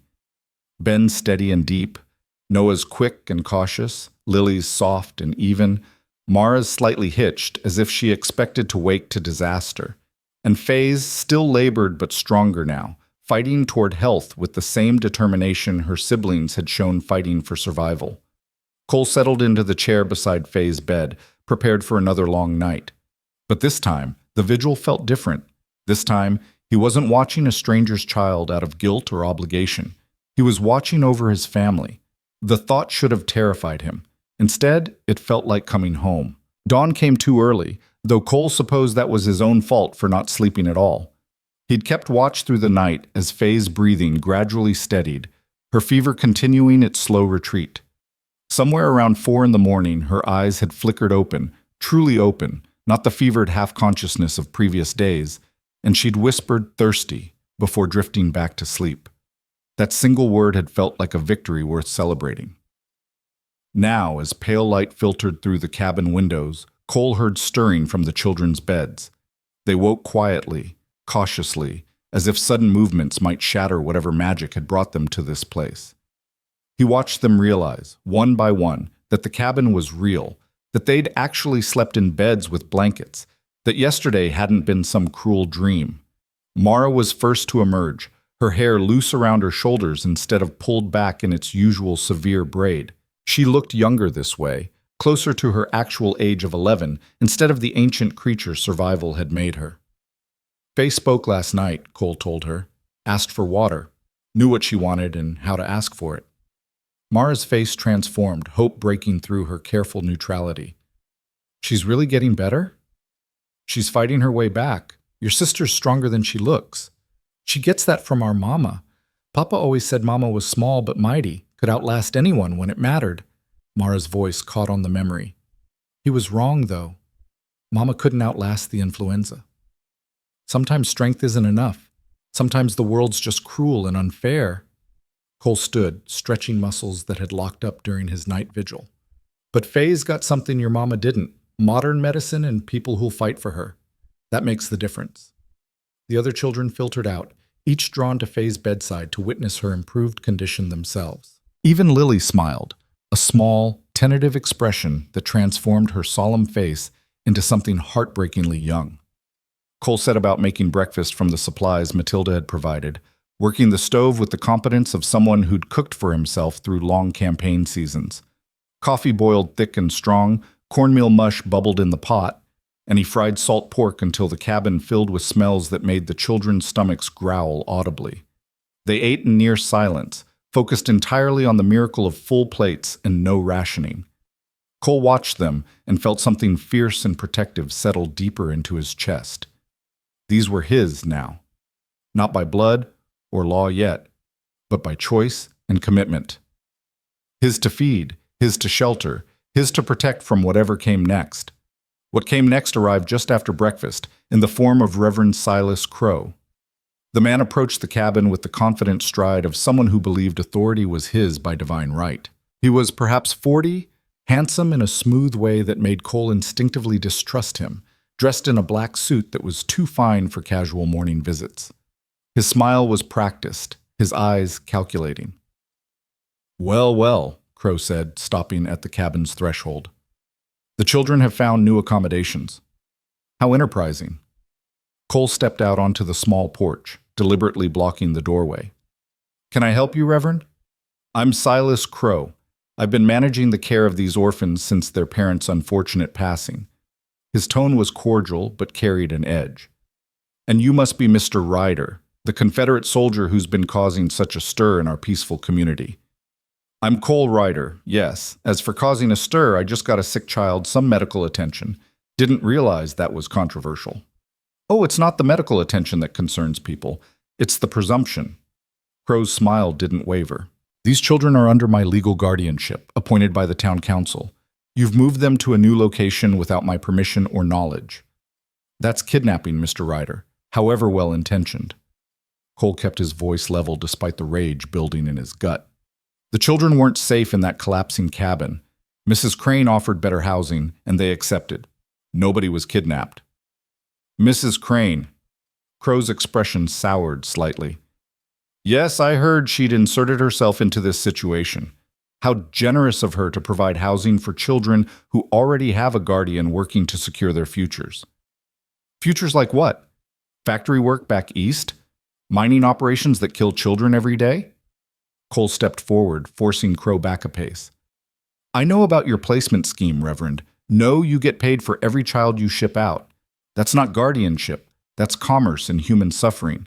Crow's mask slipped for just a moment, cold fury showing through before the benevolent expression returned. "I provide opportunities for orphaned children who would otherwise starve or turn to crime. Yes, I receive modest finder's fees to offset the considerable expenses of caring for them.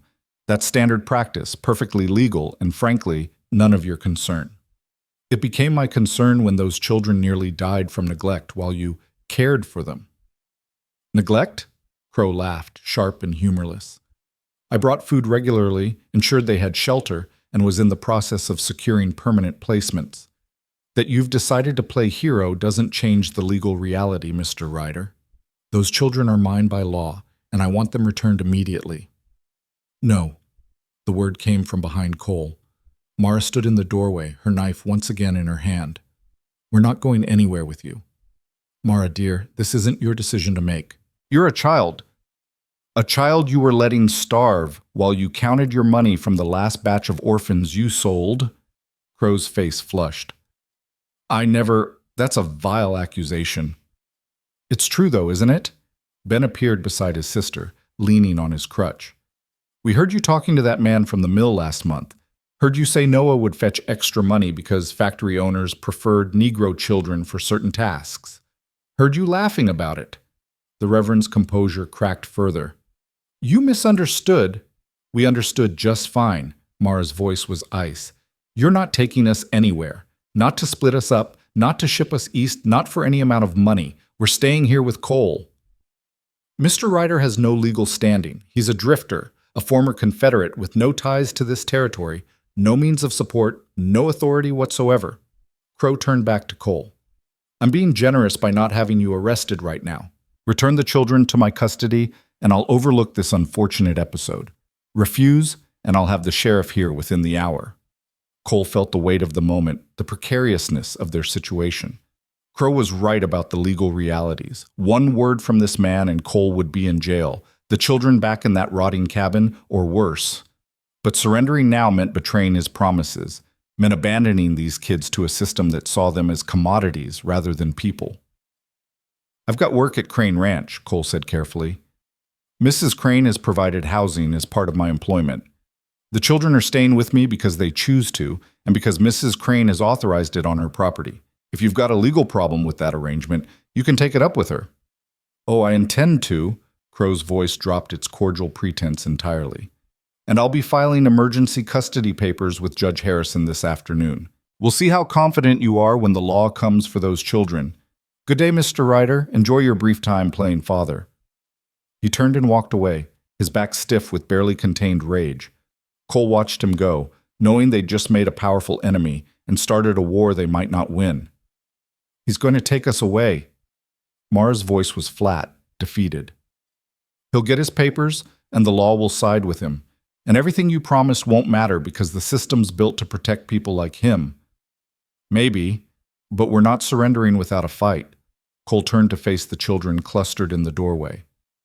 "I need you all to stay here today. Don't go into town, don't talk to anyone except Mrs. Crane or Hannah Thorne. Can you do that?" "Where are you going?" Noah asked. "To talk to Mrs. Crane. If Crow's filing papers this afternoon, we need to file our own. Counter his claims, expose his scheme, build a legal case." Cole grabbed his hat from inside the cabin. "This isn't over. It's just beginning." He found Matilda in her ranch office, a converted tack room lined with ledgers and maps. She looked up as he entered, her expression grim. "Crow was here 20 minutes ago. Threatened to sue me for harboring kidnapped children, accused me of interfering with legal guardianship, generally made himself as unpleasant as his nature allows." She set down her pen. "I told him to get off my property before I had him removed by force. I don't think he appreciated my tone. He's filing emergency custody papers this afternoon. I know, he made sure to inform me, very smugly." Matilda leaned back in her chair. "Here's our problem. Crow has legal standing as appointed guardian. Judge Harrison is a decent man, but he follows the letter of the law. Without evidence of actual abuse or clear misconduct, he'll side with Crow based purely on legal precedent. Then we get evidence. Of what?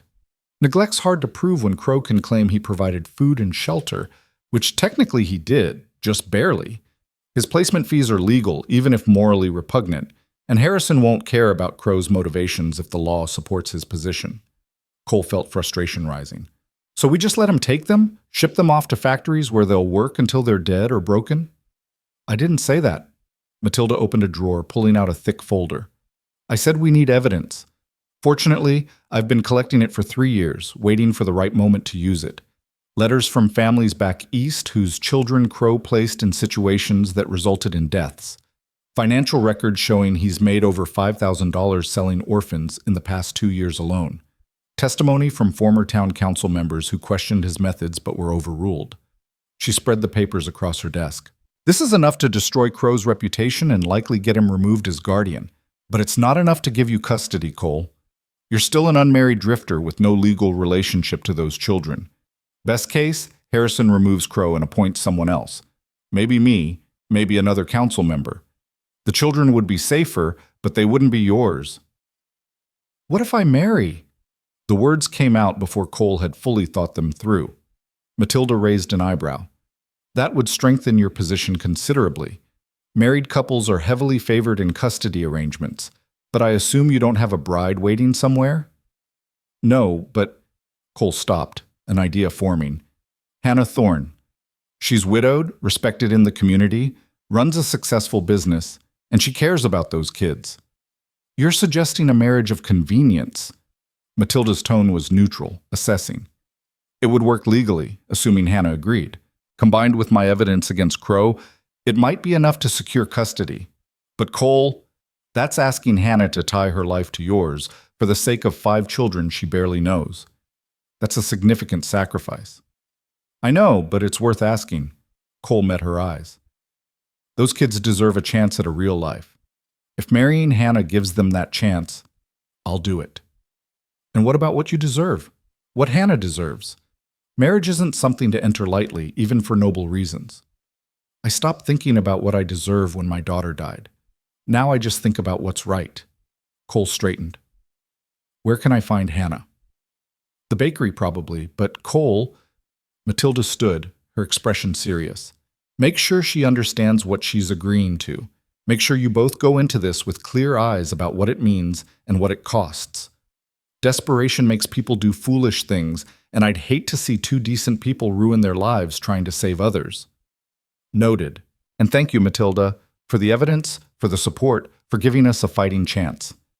Don't thank me yet. We've still got to win in court, and Harrison's not easily swayed once he's made up his mind. But we'll give it everything we've got.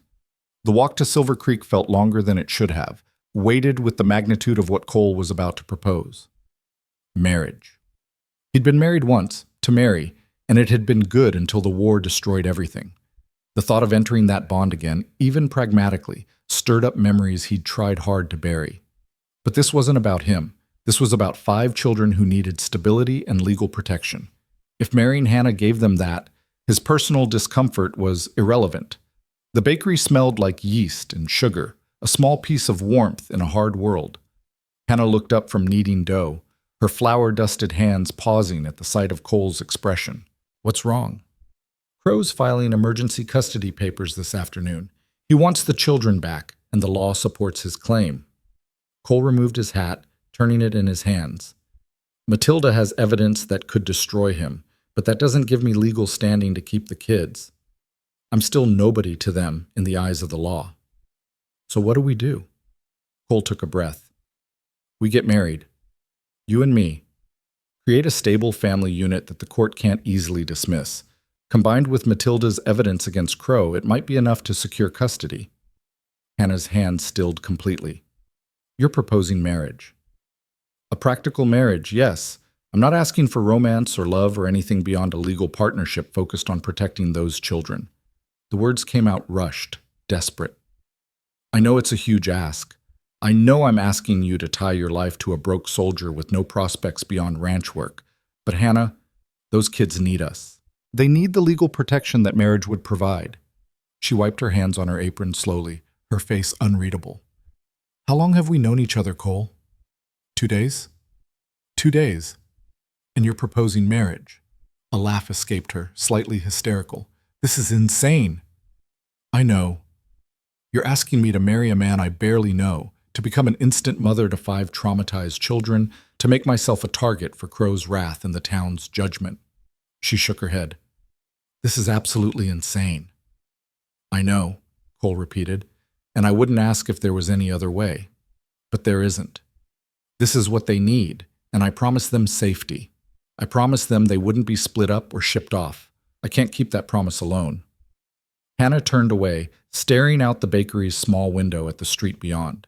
Silver Creek went about its business, oblivious to the desperation playing out in this flower-scented room. When she finally spoke, her voice was quiet.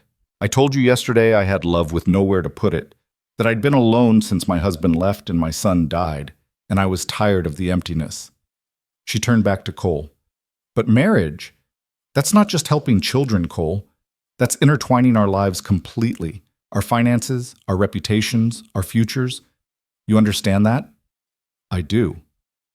And you're willing to accept that burden, to be bound to me legally, even if there's no affection between us beyond mutual respect and shared purpose?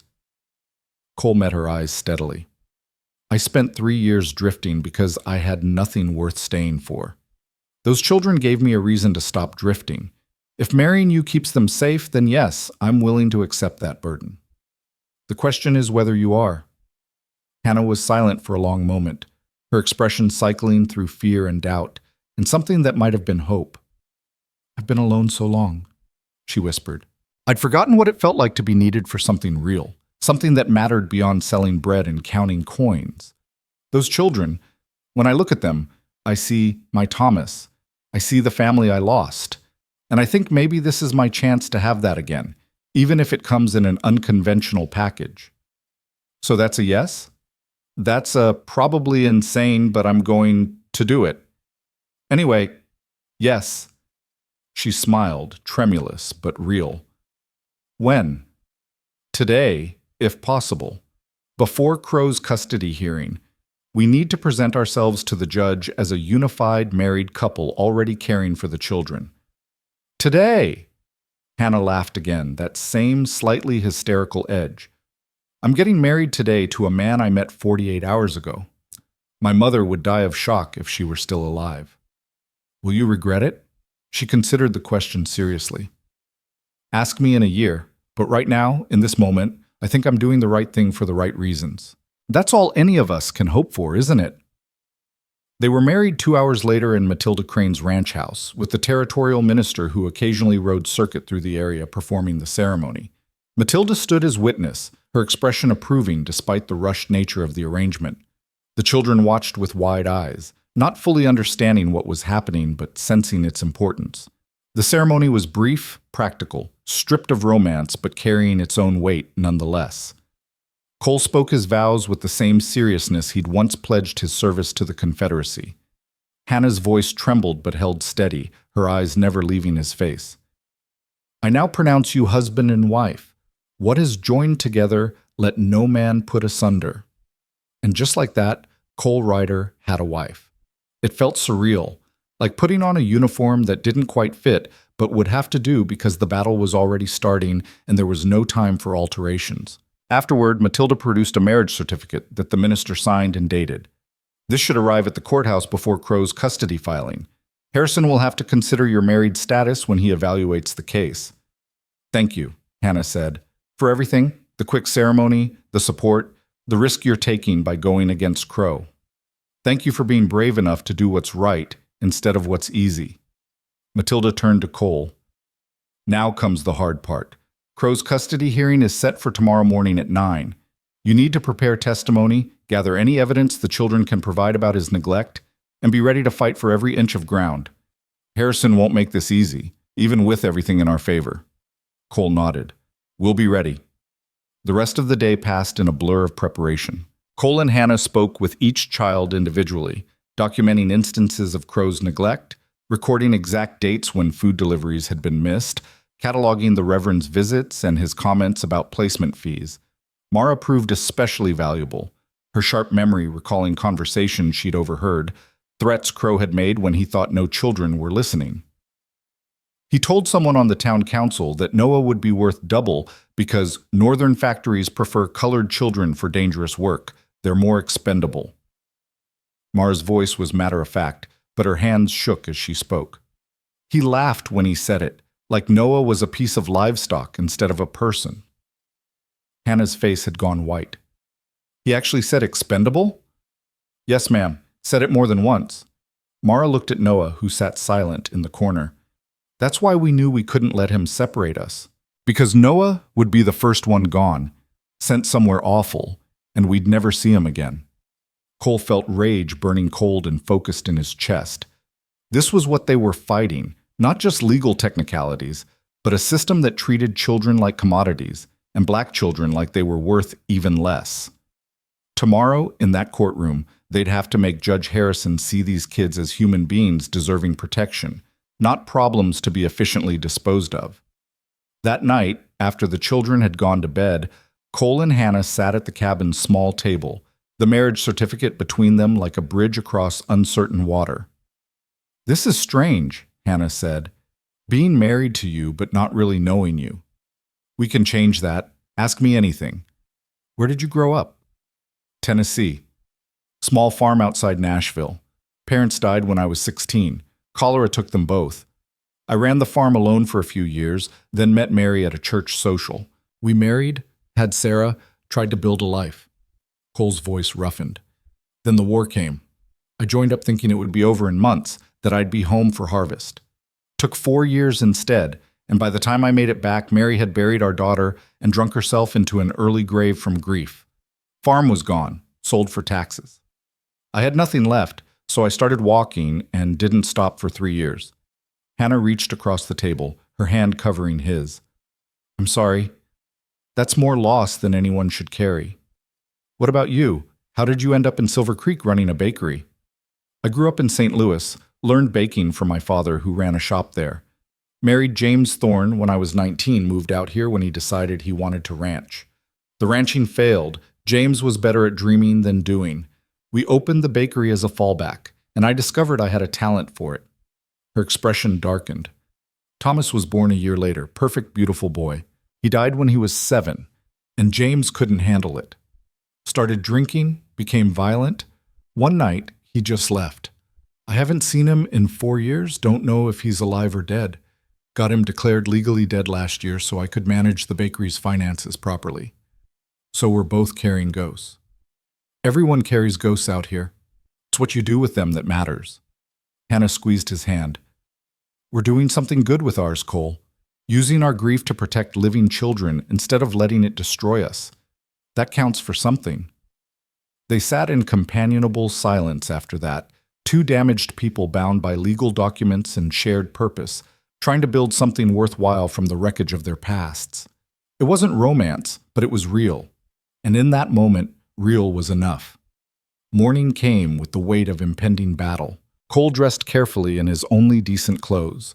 The Confederate jacket brushed clean, his shirt washed and pressed by Hannah's practiced hands. Hannah wore a simple dress in dark blue, her hair pulled back in a severe bun that made her look older, more maternal. They were presenting themselves as stable, respectable, worthy of raising children. First impressions would matter. The children were subdued, sensing the day's importance. Even Faye, now awake more than asleep and taking liquids regularly, seemed to understand that something significant was happening. Cole crouched beside her bed before they left.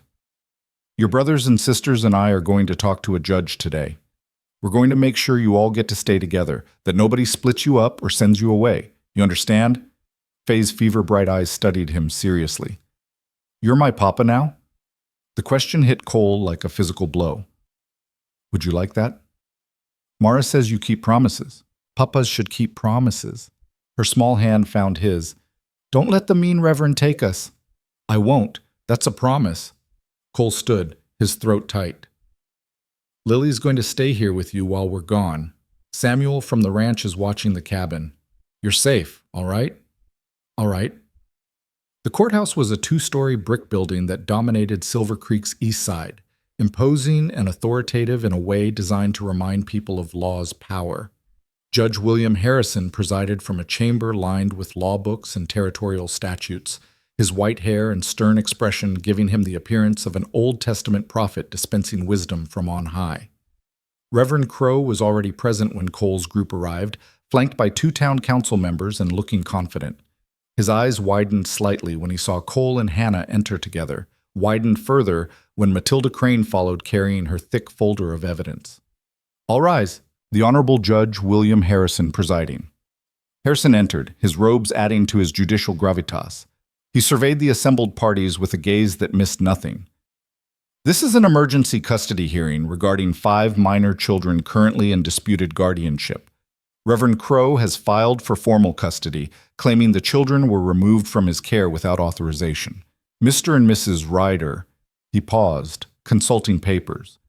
Married yesterday, I see. Claim the children are better served in their care with support from Mrs. Matilda Crane.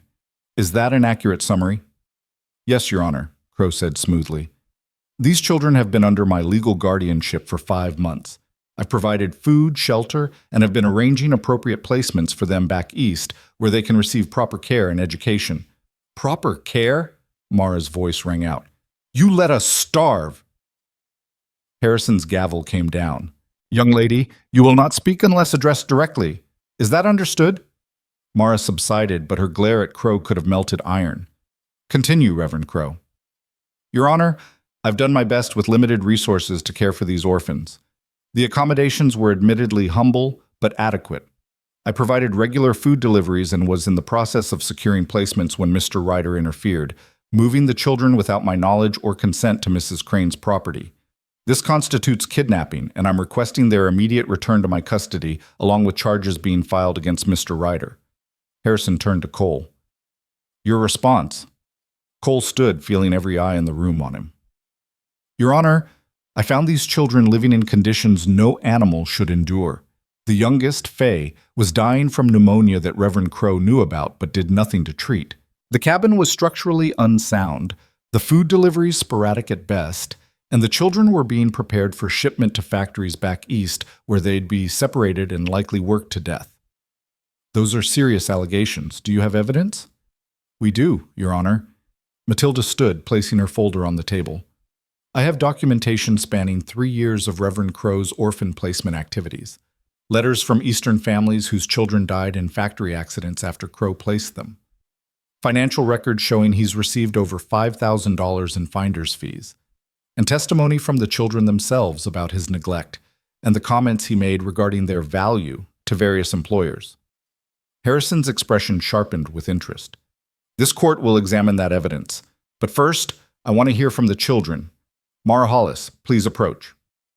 Mara walked to the witness stand with her head high, her young face set with determination. Harrison studied her with an assessing gaze. How old are you, Mara? 11, sir. And you've been caring for your siblings since your parents died? Yes, sir. Someone had to. Tell me about Reverend Crow's care. Did he provide adequate food? Mara chose her words carefully, her voice steady. He brought food maybe twice a week. Bread, sometimes salted pork or beans. Just enough to keep us breathing, but not enough to actually live on. We went to bed hungry most nights. Ben's leg got infected because we didn't have money for medicine, and Crow said we should pray instead of wasting money on doctors.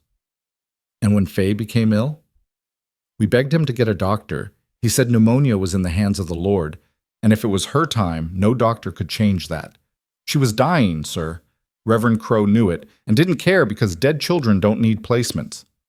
Crow surged to his feet. Your Honor, this is outrageous. Sit down, Reverend. Harrison's voice was ice. You'll have your chance to respond. Mara, continue. Cole came and got her medicine. He stayed up all night keeping her alive when Reverend Crow had already written her off as dead. That's the difference, sir. Cole saw us as people worth saving. Reverend Crow saw us as problems to be solved or profits to be made. Harrison made notes, his expression unreadable. Did Reverend Crow ever discuss his placement arrangements in front of you? Yes, sir. We heard him tell a man from a mill that Noah would fetch double the usual fee because factory owners preferred black children for dangerous work, said they were more expendable than white children. Mara's voice hardened. He laughed when he said it, like it was a good business joke. The courtroom erupted in shocked murmurs. Harrison's gavel came down hard. Order! This court will have order. He fixed Crow with a stare that could have cut glass. Did you make such a statement, Reverend? Crow's face had gone red. Your Honor, I may have discussed the economic realities of child placement, but these children have twisted my words to serve their own agenda. We'll determine what's twisted and what's truth. Noah Hollis, please approach. Noah walked to the stand with quiet dignity, his careful posture and precise movements a stark contrast to the rage Cole could see burning in his eyes. Noah, you're not a blood relation to the other Hollis children, correct? No, sir. I was living on the streets when Ben found me last winter.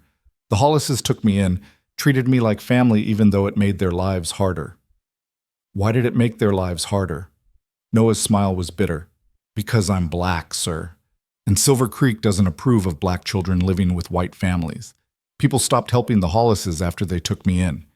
Said they were race traitors, said I should be sent away. Reverend Crow especially wanted me gone. Did he say why? He said I was contaminating the white children, teaching them to disrespect the natural order. But then he found out I could be worth money to the right buyer, and suddenly he was very interested in keeping me around until he could ship me east. Noah's voice stayed level, controlled. I'm worth more dead or exploited than I am alive and free. That's what Reverend Crow taught me about my value in this world. Harrison was silent for a long moment. And Mr. Ryder, how has he treated you? Like I'm human, sir. Like my life matters the same as any other child's. He talks to me same as he talks to Mara or Ben or Lily. Doesn't make distinctions, doesn't treat me like I'm less than or separate from the family. Noah met the judge's eyes directly. He's the first white man who's ever done that, and I don't want to lose it. The testimony continued for another hour. Ben described his infected leg and Crow's refusal to provide medical care. Lily, prompted by Hannah's gentle questions, wrote her answers on a slate since she still couldn't speak, describing in careful letters how Crow had told her she was damaged goods, unlikely to be placed anywhere respectable. Then Harrison examined Matilda's evidence, page after page documenting deaths, disappearances, and financial transactions that painted Crow as exactly what he was, a man profiting from vulnerable children's suffering. Finally, Harrison sat back, his expression grave. Reverend Crow, I've heard testimony indicating severe neglect, financial exploitation, and potentially criminal indifference to children's welfare. How do you respond? Crow stood, his earlier confidence shattered, but his survival instincts intact. Your Honor, I've operated within the law at all times. Child placement services are legal and necessary. Yes, I receive fees, but those fees compensate me for months of unpaid care and the expenses of housing and feeding orphans. As for medical care, I have limited funds and had to make difficult decisions about resource allocation. You let a 5-year-old child nearly die from pneumonia while you sat on $5,000 in placement fees. I didn't know how serious her condition was. These children told you. They begged you for help. You refused because a dead child costs less than a living one. Harrison's voice was quiet fury. I've sat on this bench for 15 years, Reverend Crow. I've seen a lot of ugliness disguised as charity, but using orphan children as merchandise while claiming to serve their interests may be the most reprehensible thing I've encountered. He turned to Cole and Hannah. Mr. and Mrs. Ryder, you've been married less than 48 hours. You're asking this court to grant you custody of 5 traumatized children, including one who's currently recovering from near-fatal illness. That's an enormous responsibility. Are you prepared to take it on? Cole stood, Hannah rising beside him. Yes, Your Honor, we understand the challenges. But those children need stability, safety, and people who see them as family instead of problems. We can provide that. Can you provide for them financially? 5 children require substantial resources. I have steady employment at Crane Ranch with housing provided. Hannah owns her bakery outright, generating reliable income. Between us, we can support the children adequately. Harrison considered this, then looked at Matilda. Mrs. Crane, you're supporting this arrangement? I am, Your Honor. I'll personally guarantee the family's financial stability and provide any additional support they require. Those children deserve better than they've gotten, and the Ryders are offering them a genuine chance at a real life. The judge was silent for a long moment, his fingers steepled beneath his chin. The courtroom held its collective breath. This court finds that Reverend Silas Crow has failed in his duties as guardian, demonstrating a pattern of neglect and financial exploitation that borders on criminal. His guardianship is hereby terminated immediately. Harrison's gavel came down with finality. Furthermore, I'm ordering a full investigation into his placement activities. Pending that investigation, he is barred from any involvement with orphan care or placement services. Crow's face went ashen. Your Honor, you can't. I can and I have. Be grateful I'm not charging you with child endangerment. Harrison turned to Cole and Hannah. As for custody, I'm granting provisional guardianship to Mr. and Mrs. Ryder for a period of 6 months. During that time, I'll be conducting regular reviews to ensure the children's welfare. If at the end of 6 months the arrangement is working, I'll finalize the adoption. If not, we'll revisit the matter. Is that acceptable? Yes, Your Honor, Cole and Hannah said in unison. Then this hearing is adjourned. The gavel's final crack echoed through the courtroom like a gunshot marking the end of a battle. Cole felt Hannah's hand find his, her grip tight with relief and residual fear. Matilda was smiling, actually smiling, something Cole realized he'd never seen her do. And the children, clustered together near the back of the room, looked like they'd just witnessed a miracle they didn't quite dare believe in. Crow stormed out without a word, his face twisted with impotent rage.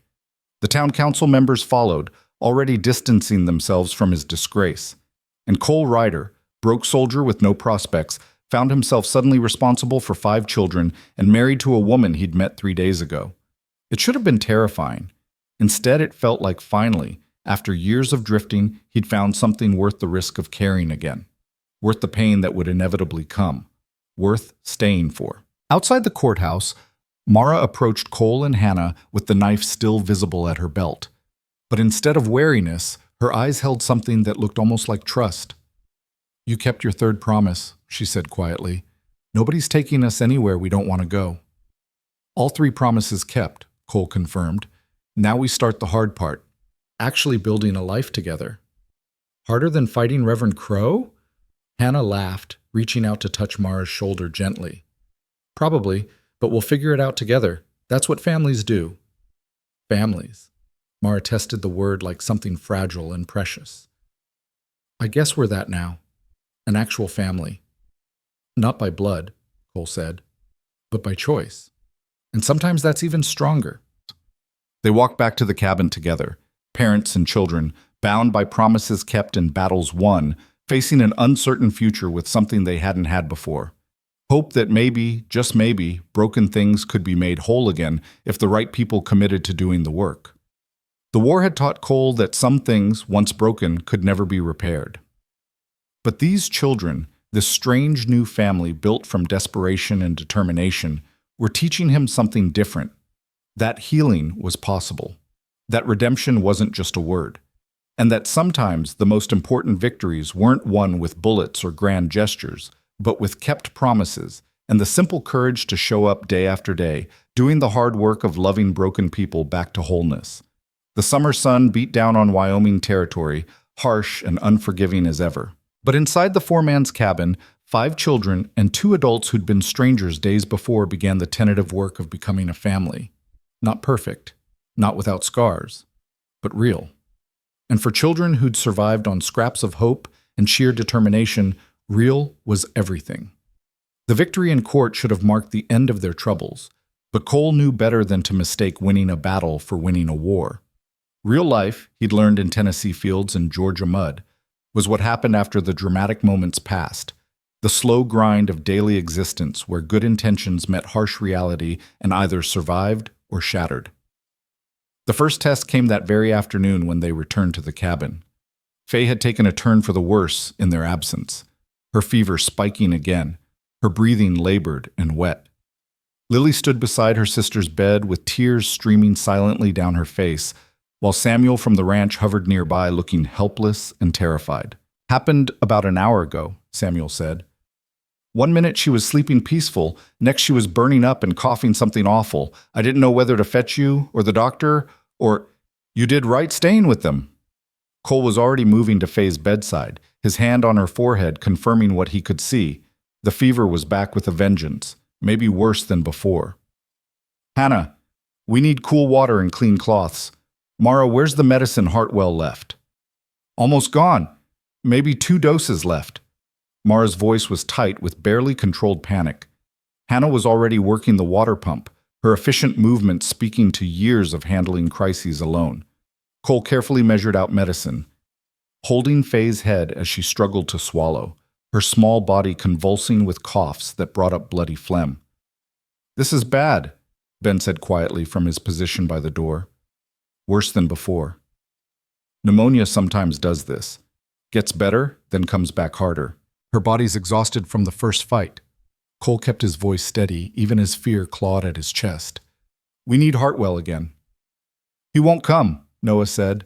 "Not after what happened in court. We embarrassed Crow, and Hartwell's on the town council with him. He'll refuse out of spite." "Then I'll make him come." Cole stood, rage and desperation warring in his chest. "Samuel, stay with the children. Hannah, keep her cool and give the last dose in 4 hours if I'm not back. I'm getting that doctor here if I have to drag him by his damned collar." The ride to town on one of Matilda's horses took 20 minutes that felt like hours. Cole's mind raced through scenarios, bribing Hartwell, threatening him, appealing to whatever shred of medical ethics might still exist beneath the man's mercenary exterior. None of the options seemed promising, but Faye didn't have time for promising. She had time for whatever worked. The doctor's office was closed when Cole arrived, a hand-lettered sign declaring office hours over for the day. Cole didn't bother knocking. He tried the door, found it locked, and kicked it open with a violence that splintered the frame. Hartwell appeared at the top of the stairs, his face flushed with outrage. "What in hell do you think you're—" "Faye Hollis is dying again. Her pneumonia's come back worse than before, and she needs treatment now." Cole's voice was flat, dangerous. "You're coming with me." "I certainly am not. You people humiliated Reverend Crow in court today, undermined the town council, and now you break into my office making demands. Get out before I have you arrested." Cole mounted the stairs 2 at a time, backing Hartwell against the wall with the sheer force of his presence. "A 5-year-old child is suffocating on her own lungs while you stand here worried about your pride and your council politics. You're a doctor. Your job is saving lives, not playing petty revenge games. My job is whatever I decide it is. I don't work for you, Ryder, and after today's performance, I don't work for any of you Hollis lovers anymore." Hartwell tried to push past him. "Now get out of my office." Cole's hand shot out, grabbing the doctor's shirt front and slamming him back against the wall. Listen to me very carefully. That child has maybe hours, possibly less. You let her die out of spite, and I will make sure everyone in this territory knows you could have saved her and chose not to. I'll tell the story in every town from here to Montana, ruin your reputation so thoroughly you'll never practice medicine anywhere again. You have no proof. I have 5 children who'll testify you refused treatment. I have Hannah Thorne who'll confirm it. I have Matilda Crane's money and influence to spread the word far and wide. Cole leaned closer, his voice dropping to something cold and absolute. You think losing Crow's friendship is bad? Wait until every mother in 3 territories knows you let a little girl die because her guardians won't play politics. Your practice will be finished. Hartwell's face had gone pale. You're threatening me? I'm promising you, same way I promised those children they'd be safe. I keep my promises, Doctor, every single one of them. For a long moment they stood frozen, Cole's hand fisted in expensive cotton, Hartwell pressed against flowered wallpaper, the weight of a child's life hanging between them. Then the doctor's shoulders sagged. Let go of me. I'll get my bag. The ride back seemed longer despite pushing the horses harder. Hartwell sat rigid in the saddle, his medical bag strapped across his chest, his face set in lines of resentment and fear. Cole didn't care about the man's feelings. He cared about Faye breathing come morning. At the cabin, Hartwell examined his patient with professional detachment, listening to her lungs, checking her throat, taking her temperature. His expression grew grimmer with each observation. The infection spread. She needs stronger medicine than what I gave before, and she needs constant monitoring. The fever has to be controlled or it'll cause brain damage, assuming she survives at all. What do you need? Hannah asked. Quinine, laudanum, willow bark extract. Stronger concentrations than I carry normally. I'll have to mix them special. Hartwell pulled vials from his bag, measuring with practiced precision. This'll help with the fever and pain, make breathing easier. But she's critically ill, Mrs. Ryder. You understand that? This could go either way. Just do your job, Cole said. They worked through the evening in shifts. Cole and Hannah alternated between bathing Faye with cool water, administering medicine, and trying to keep her comfortable while her small body fought its desperate battle. The other children helped where they could, Mara keeping water heated for steam treatments, Ben reading aloud in his steady voice because Hannah said familiar sounds might give Faye something to hold on to, Noah watching the clock to ensure medicine came on schedule. Even Lily contributed, sitting beside her sister's bed and holding her hand with the fierce concentration of someone willing strength through touch alone. Cole watched them all and felt something fierce and protective settle deeper into his bones. This was his family now. These children depending on him, trusting him to keep them safe, even when safety seemed impossible. Hartwell stayed through the night, monitoring Faye's condition with the kind of professional focus Cole had to admit was impressive, despite his personal dislike of the man. Around 3 in the morning, as Faye's breathing grew more labored and her fever climbed toward dangerous heights, the doctor pulled Cole aside. I've done everything I can. The rest is up to her constitution and whatever providence governs these things. You should prepare the other children for the possibility. No. Cole's voice was absolute. She's going to fight through this. She's stronger than you think. Mr. Ryder, I admire your faith, but medical reality is she survived this once already against odds you said were impossible. Medical reality is she's got 4 siblings and 2 adults who need her alive, and that kind of love matters. It has to matter. Hartwell looked at him with something that might have been pity. Sometimes love isn't enough. Sometimes children die despite everyone's best efforts. You should know that, having lost your own daughter. The words hit like a physical blow, but Cole didn't flinch. I do know it, which is why I'm not losing another child if there's anything at all, that can be done to prevent it. So you keep trying, Doctor. You keep fighting for her. Because if she dies and I find out later there was something you could have done but didn't, what I did to your office door will seem gentle compared to what comes next. Dawn came slowly, the summer sky lightening from black to gray to the pale gold of early morning. Faye's fever had climbed so high she was delirious, calling for her mother in a voice that broke Cole's heart. He held her while she thrashed, whispering the same useless promises he'd whispered to Sarah years ago, hoping somehow they'd matter more this time. Hannah sat with Mara, both women holding the girl as she cried silent tears into Hannah's shoulder.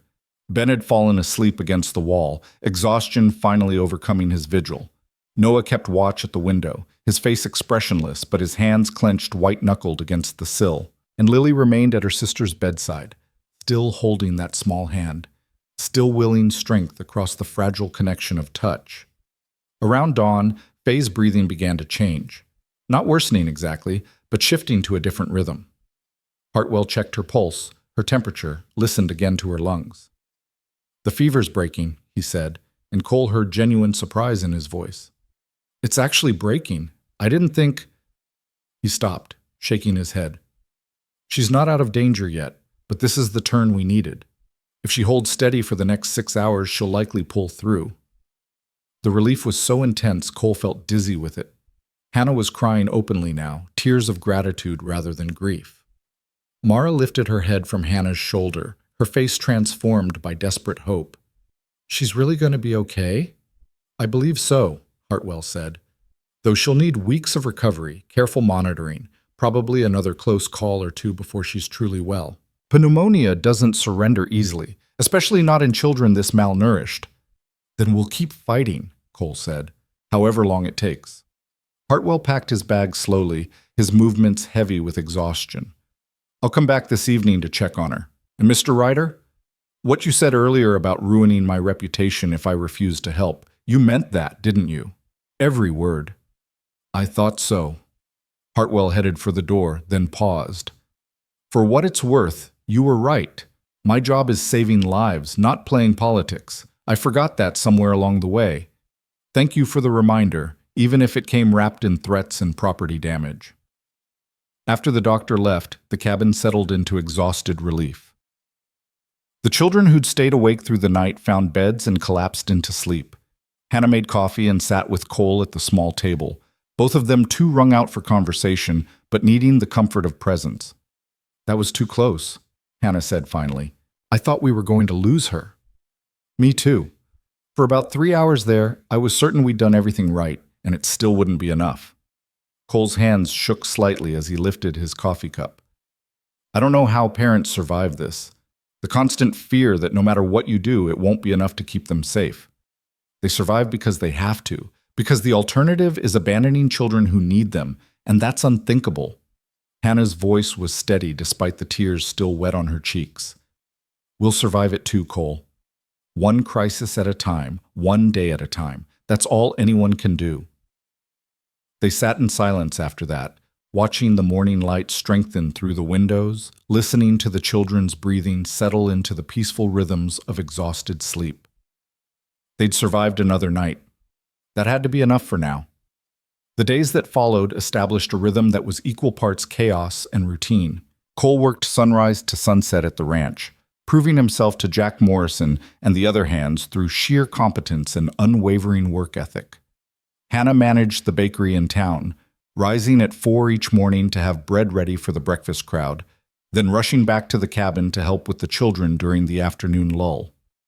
The children themselves began the slow, painful process of learning to be children again instead of survival machines.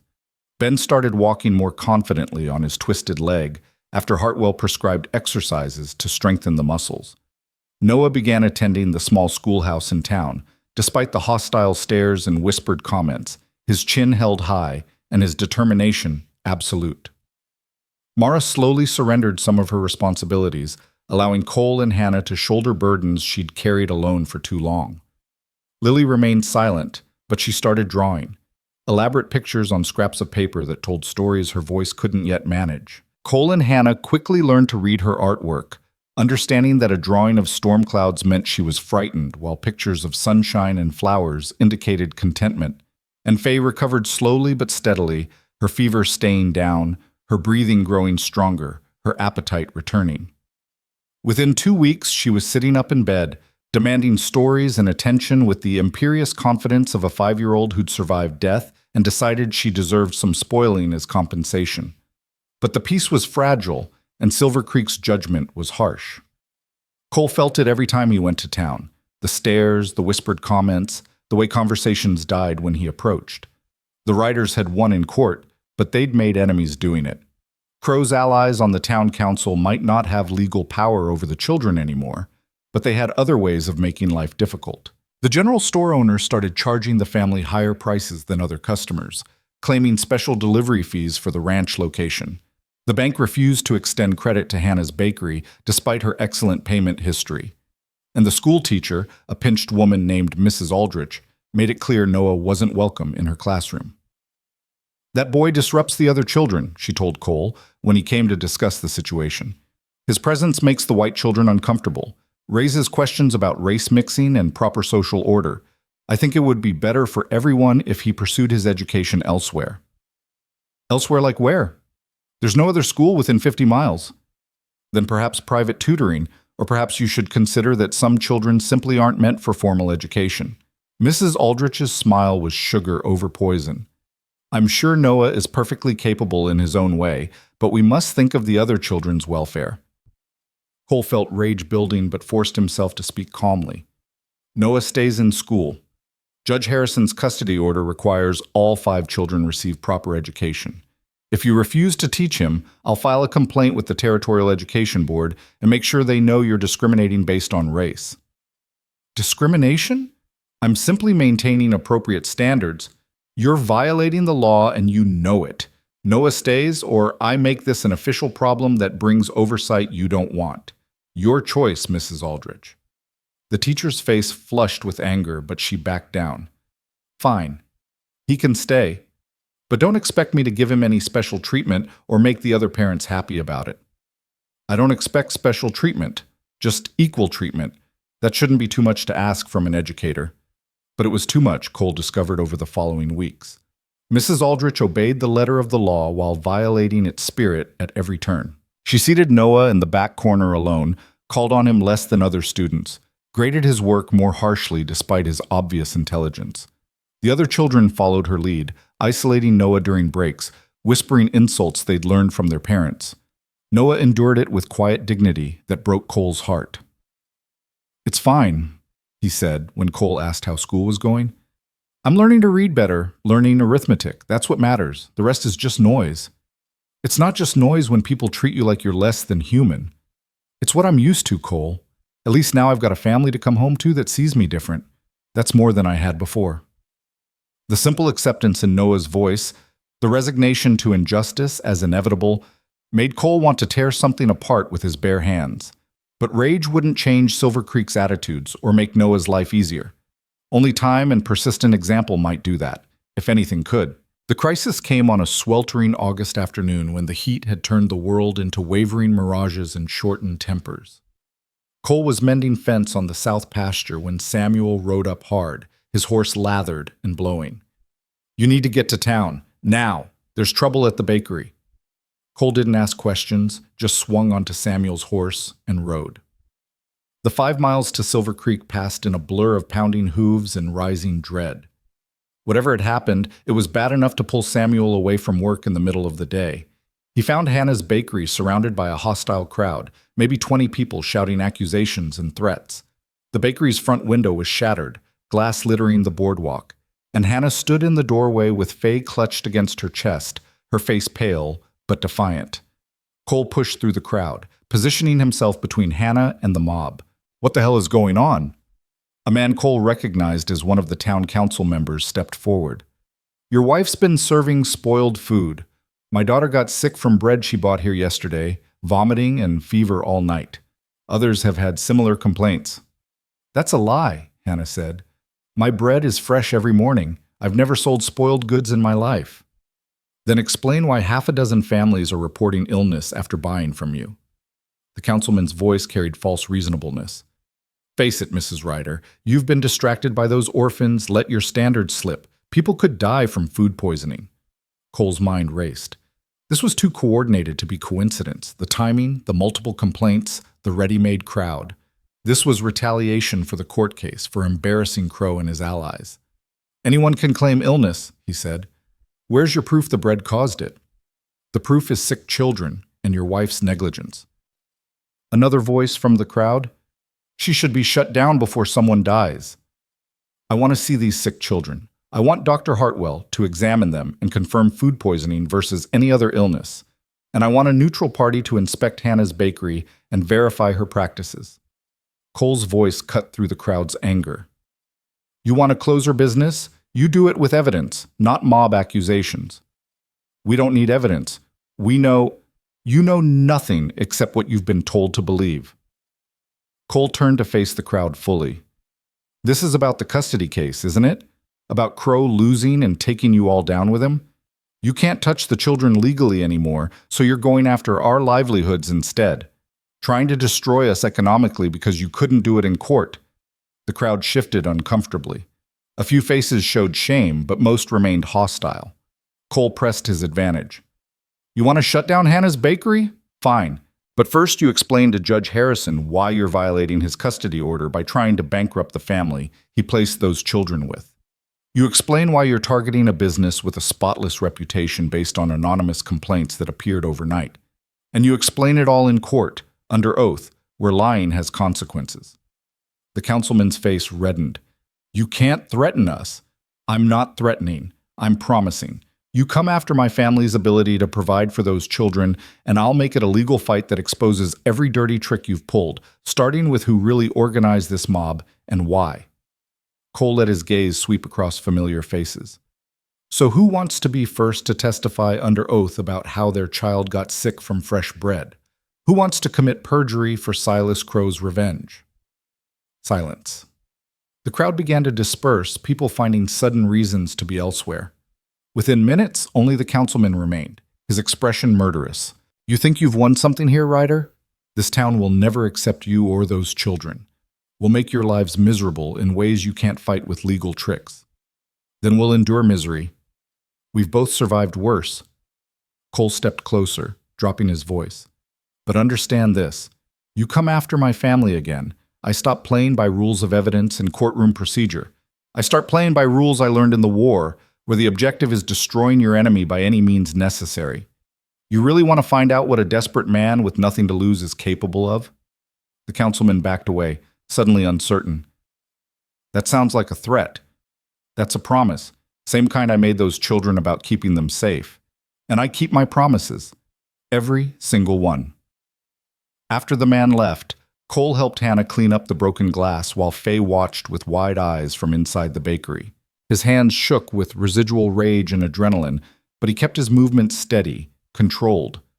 They're going to keep coming after us, Hannah said quietly. They'll find other ways to hurt us that are harder to fight. Probably, but we'll handle it together.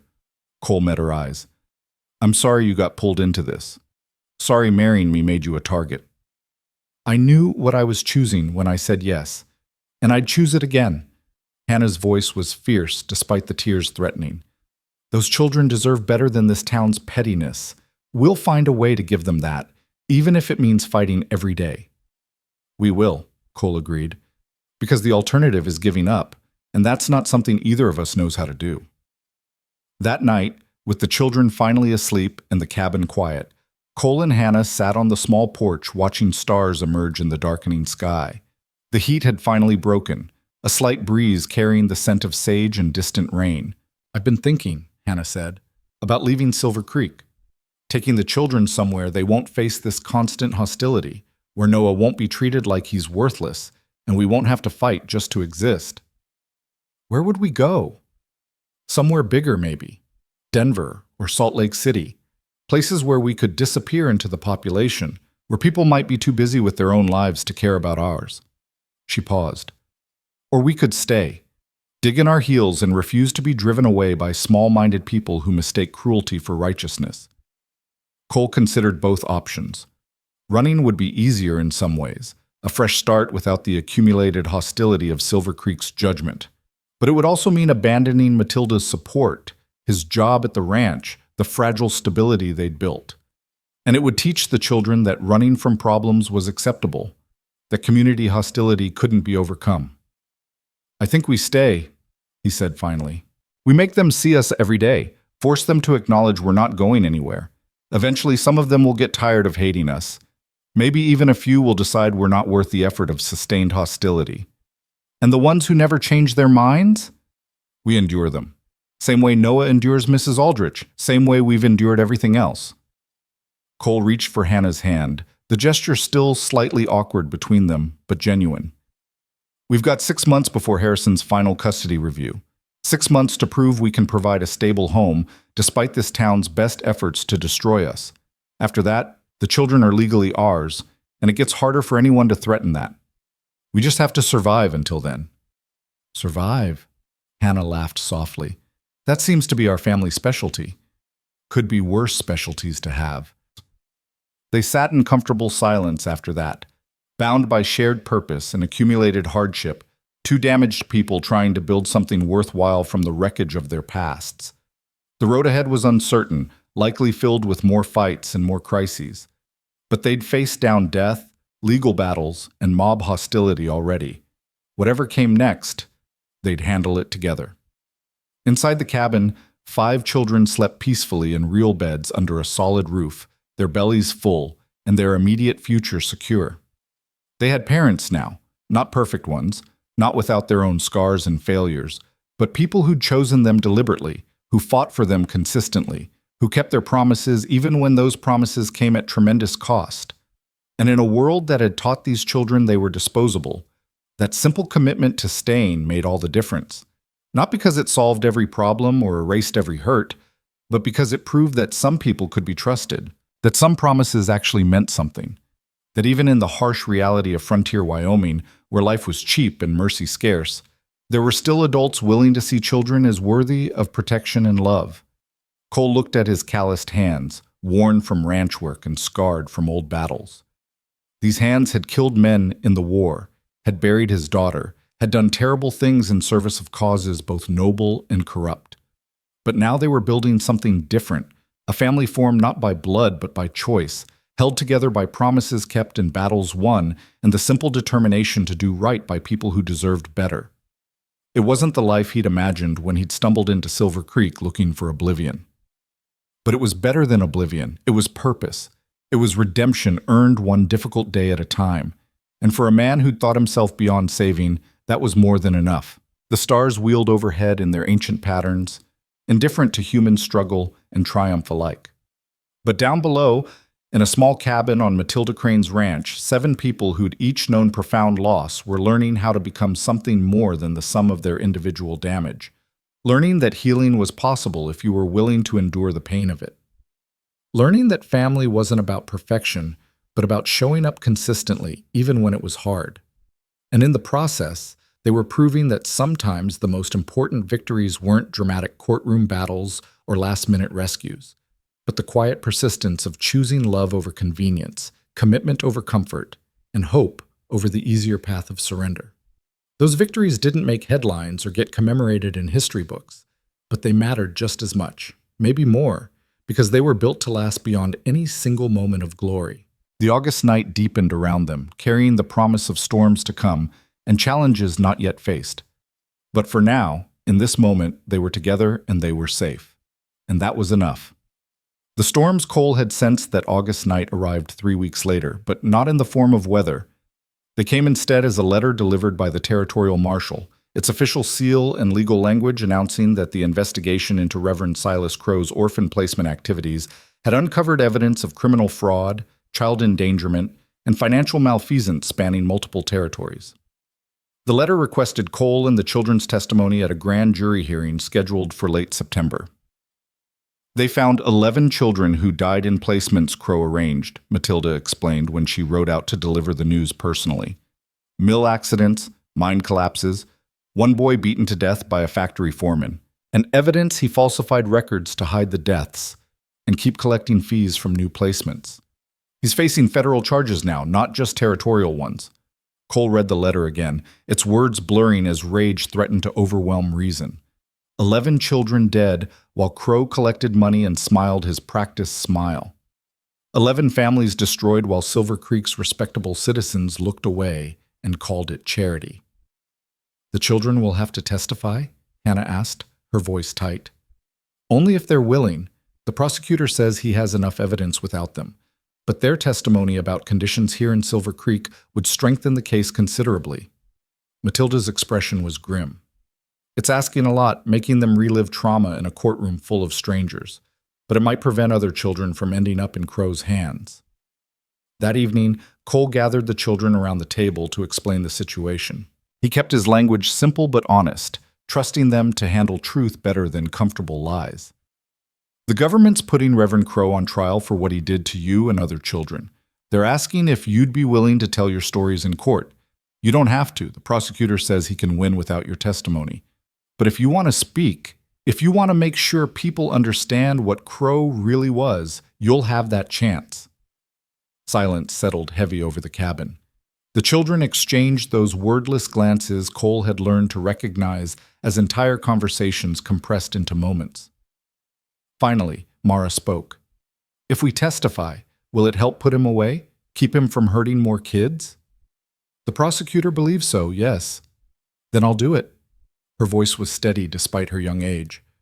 I want people to know we weren't just problems to be solved or products to be sold. We were children who deserved better, and Crow stole that from us. Someone needs to say it out loud where everyone has to listen. Ben nodded agreement.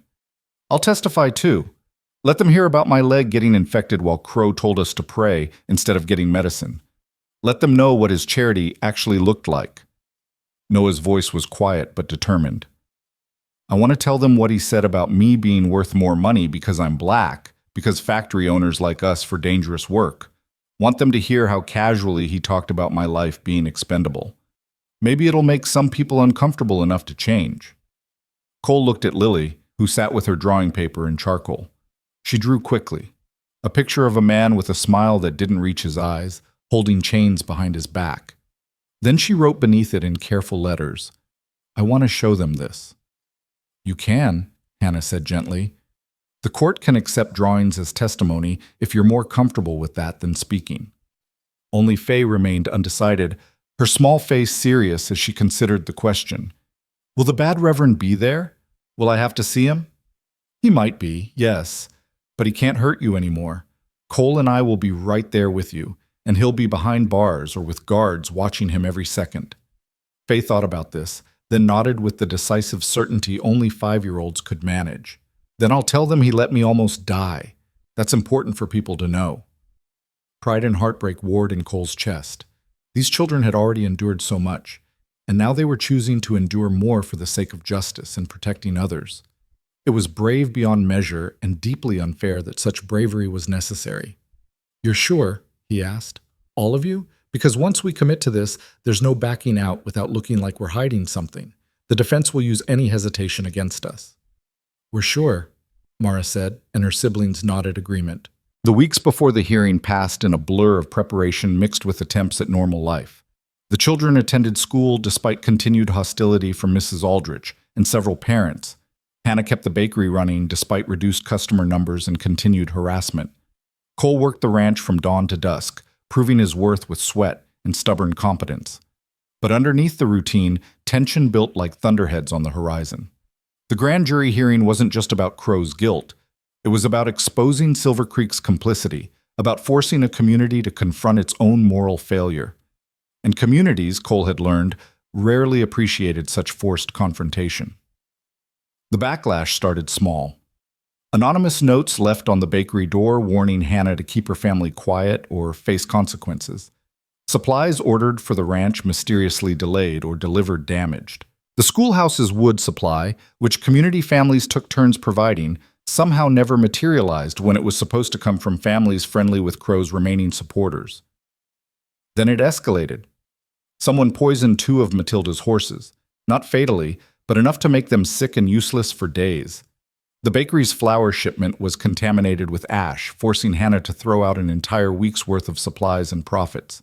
And Noah came home from school with a split lip and bruised ribs, courtesy of 3 older boys who'd cornered him behind the schoolhouse while Mrs. Aldrich conveniently looked the other way. Cole found the boys the next morning before school started. He didn't touch them, didn't need to. He simply positioned himself between them and the schoolhouse door, his presence radiating the kind of controlled violence that came from years of war experience. You 3 put hands on Noah again, and I'll make sure your fathers understand what happens when boys think they can brutalize smaller children without consequences, he said quietly. I won't touch you myself. I'll let your fathers handle discipline. But I'll make sure they know exactly what you did, in detail, publicly, where the whole town hears it. You'll be known as the cowards who ganged up on a 9-year-old boy because he's black, and you thought nobody would care. The oldest boy tried to bluster.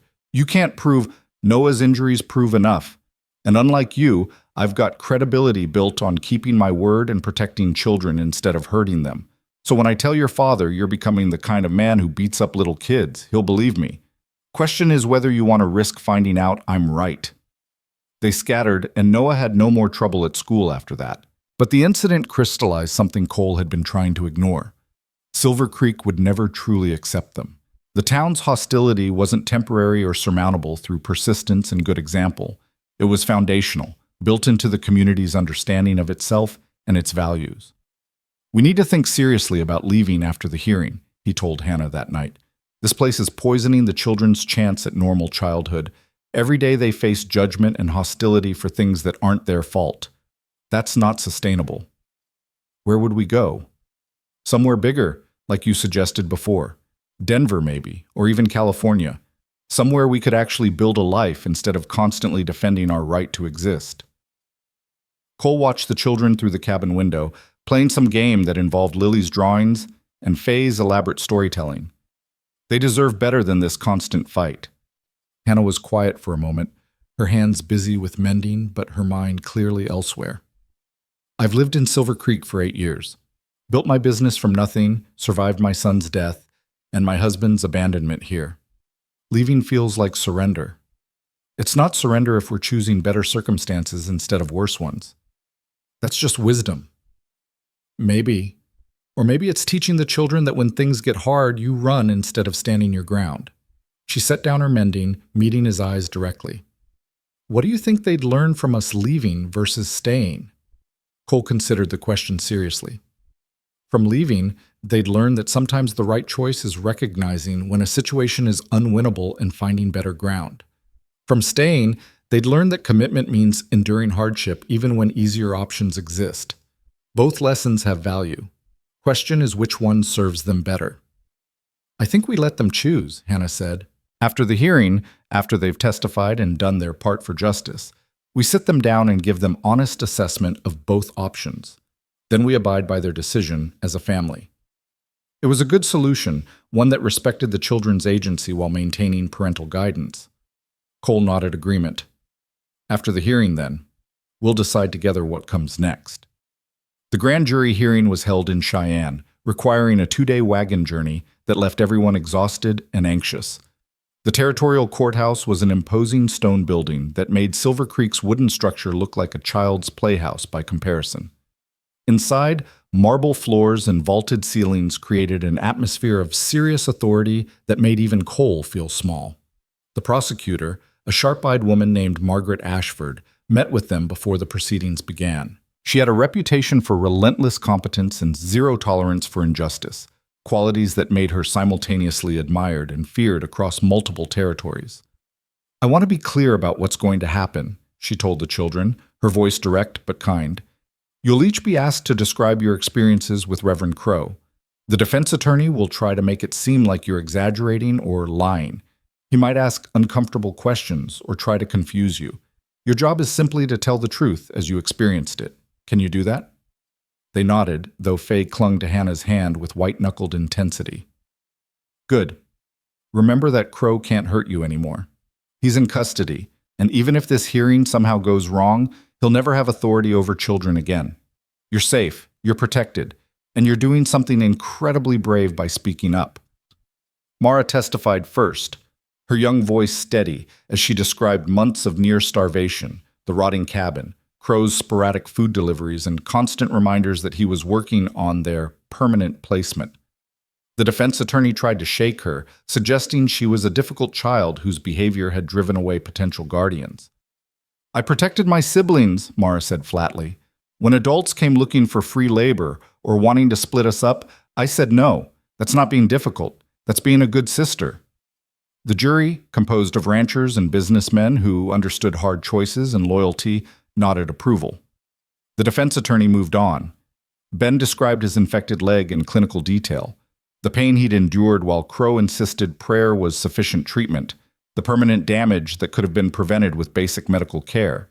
His twisted leg, Visible to everyone in the courtroom was evidence beyond refutation.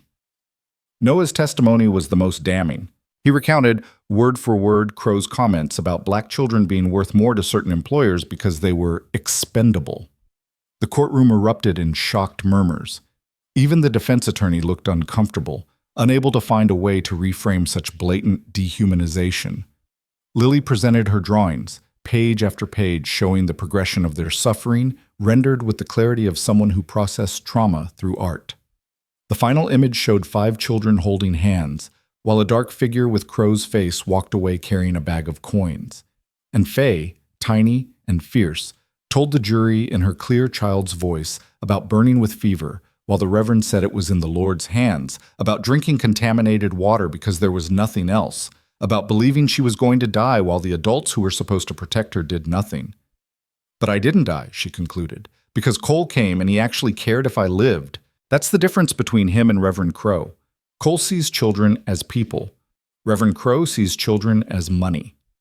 When the defense attorney tried to suggest she was too young to understand the situation, Faye fixed him with a stare that could have melted steel. I understood I was dying. I understood nobody was helping. I understand that perfectly fine.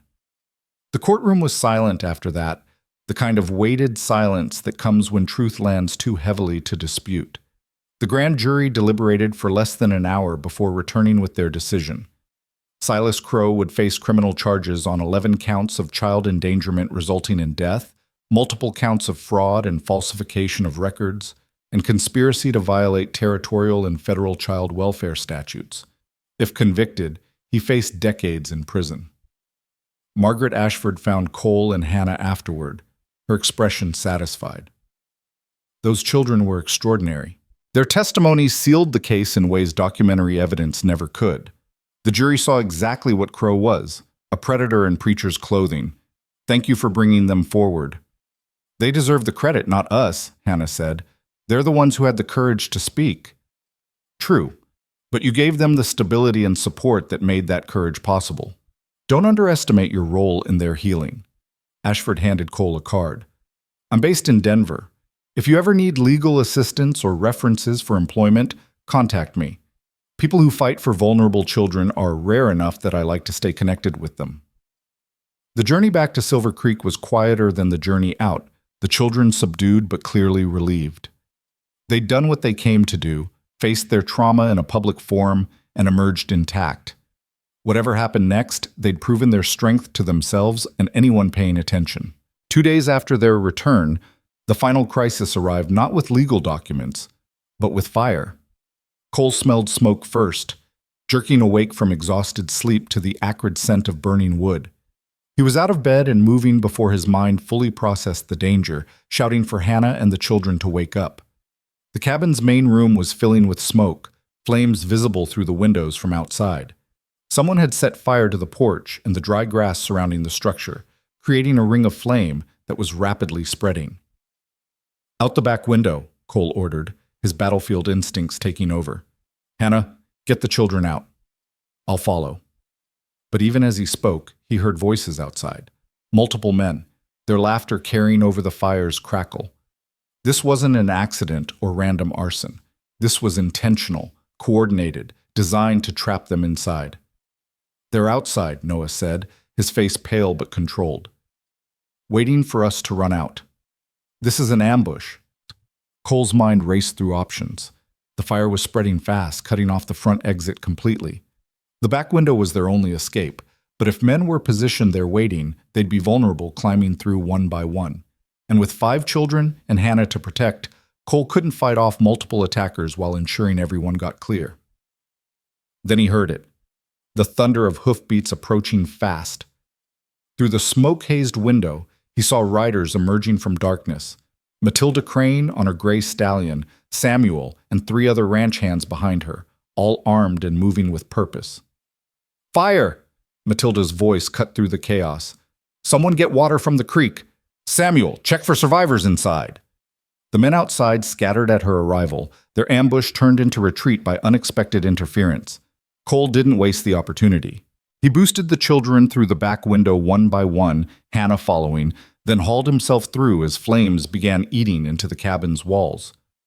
Samuel materialized out of smoke and darkness, his arms already reaching for Faye. "This way! Quick!" They ran, smoke and fear driving them toward the creek, where Matilda's hands were already organizing a bucket brigade. The cabin was too far gone to save, but they could prevent the fire from spreading to the ranch's other structures. Cole worked alongside the ranch hands, hauling water until his arms screamed and his lungs burned from smoke inhalation.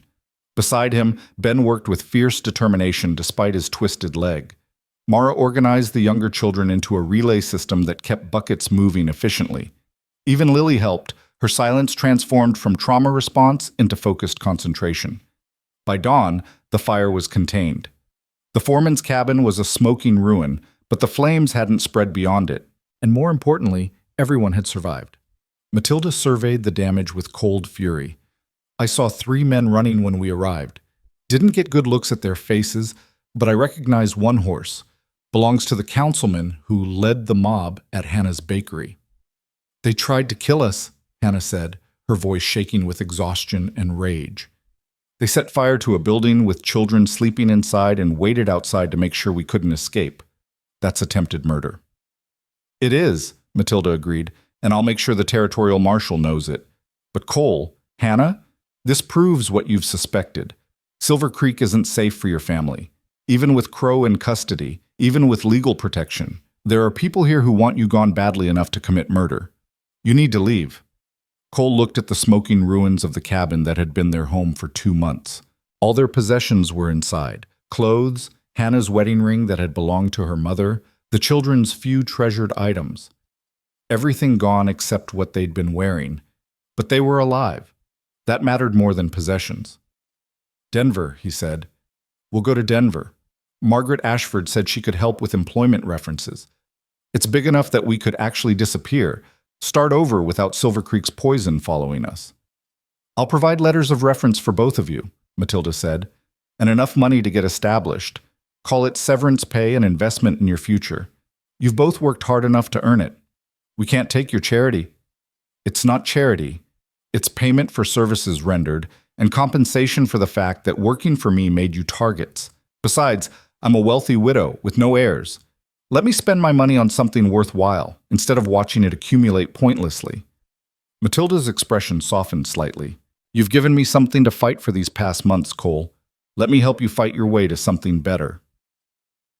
They spent the next week preparing for departure while staying in the main ranch house under Matilda's protection.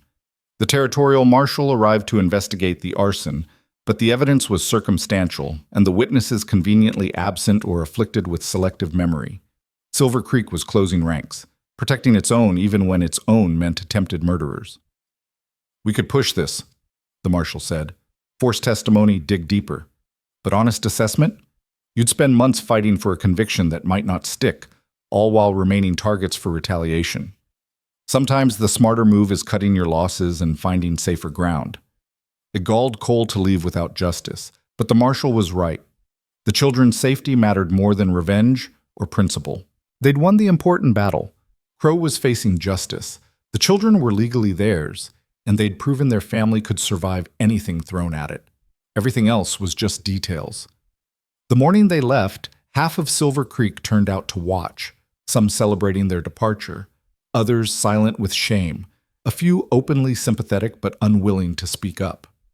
Hannah stood tall despite the judgment, her hand in Cole's, her other arm around Faye. Only a handful of people came to actually say goodbye. Dr. Hartwell approached the wagon, his expression complicated. "I wanted to apologize," he said, "for my initial refusal to treat Faye, for letting politics influence medical decisions, for being part of the system that failed these children. You showed me what actual integrity looks like, and I'm ashamed it took threats and property damage to make me remember my oath." "Will you do better going forward?" Cole asked. "I will. I've already told this council I'm withdrawing from their group and focusing solely on medicine. Won't change the past, but maybe it prevents future children from suffering like yours did." It wasn't enough, but it was something. Cole nodded acknowledgement. Mrs. Aldrich came next, though she didn't apologize. Instead, she handed Noah a wrapped package. "Books," she said curtly. "For continuing your education in Denver, You're a bright boy despite my best efforts to ignore it. Don't waste that intelligence. Noah accepted the package with quiet dignity. Thank you, ma'am. I won't. And finally, standing slightly apart from Silver Creek's watching crowd, a group of ranch hands led by Samuel. They'd pooled money to buy supplies for the journey and sent a letter ahead to contacts in Denver who might have employment opportunities. You're good people, Samuel said simply. Don't let this town convince you otherwise. What you did for those children, choosing them, fighting for them, keeping your promises when every easier path was available, that matters more than all of Silver Creek's judgment combined. The wagon rolled out at mid-morning, pulled by horses Matilda had gifted them, along with enough money to establish themselves in Denver. Cole drove while Hannah sat beside him, the 5 children arranged in the wagon bed among their few remaining possessions and the supplies for the journey. As Silver Creek receded behind them, Mara spoke up. Are we running away? Cole considered the question carefully. We're choosing better circumstances over worse ones. That's not running, that's wisdom. Sometimes the bravest thing isn't standing your ground against impossible odds. Sometimes it's recognizing when ground isn't worth holding and finding better places to build your life. Will Denver be better? I don't know, but it'll be different. And we'll face whatever comes there together as a family. That's what matters. The journey to Denver took 8 days of steady travel through Wyoming's vast grasslands and Colorado's emerging mountains. The children adapted to wagon life with the resilience they'd shown through everything else, turning the journey into an adventure rather than an ordeal. Ben taught the others constellation names during evening camps. Noah read aloud from the books Mrs. Aldrich had given him. Lily drew everything they passed, building a visual diary of their journey. And Faye, fully recovered now, provided a running commentary on every bird and rabbit and interesting cloud formation. Hannah proved her worth as a trail cook, turning basic supplies into meals that kept everyone fed and mostly happy. And Cole discovered that the skills he'd learned in the war, navigation, camp organization, threat assessment, translated well to protecting a family on the road. They talked during those long days of travel, really talked for the first time since their hasty marriage. Hannah shared memories of her childhood in St. Louis, her dreams of expanding the bakery into something bigger, her fears about being adequate as a mother to 5 children with complex needs.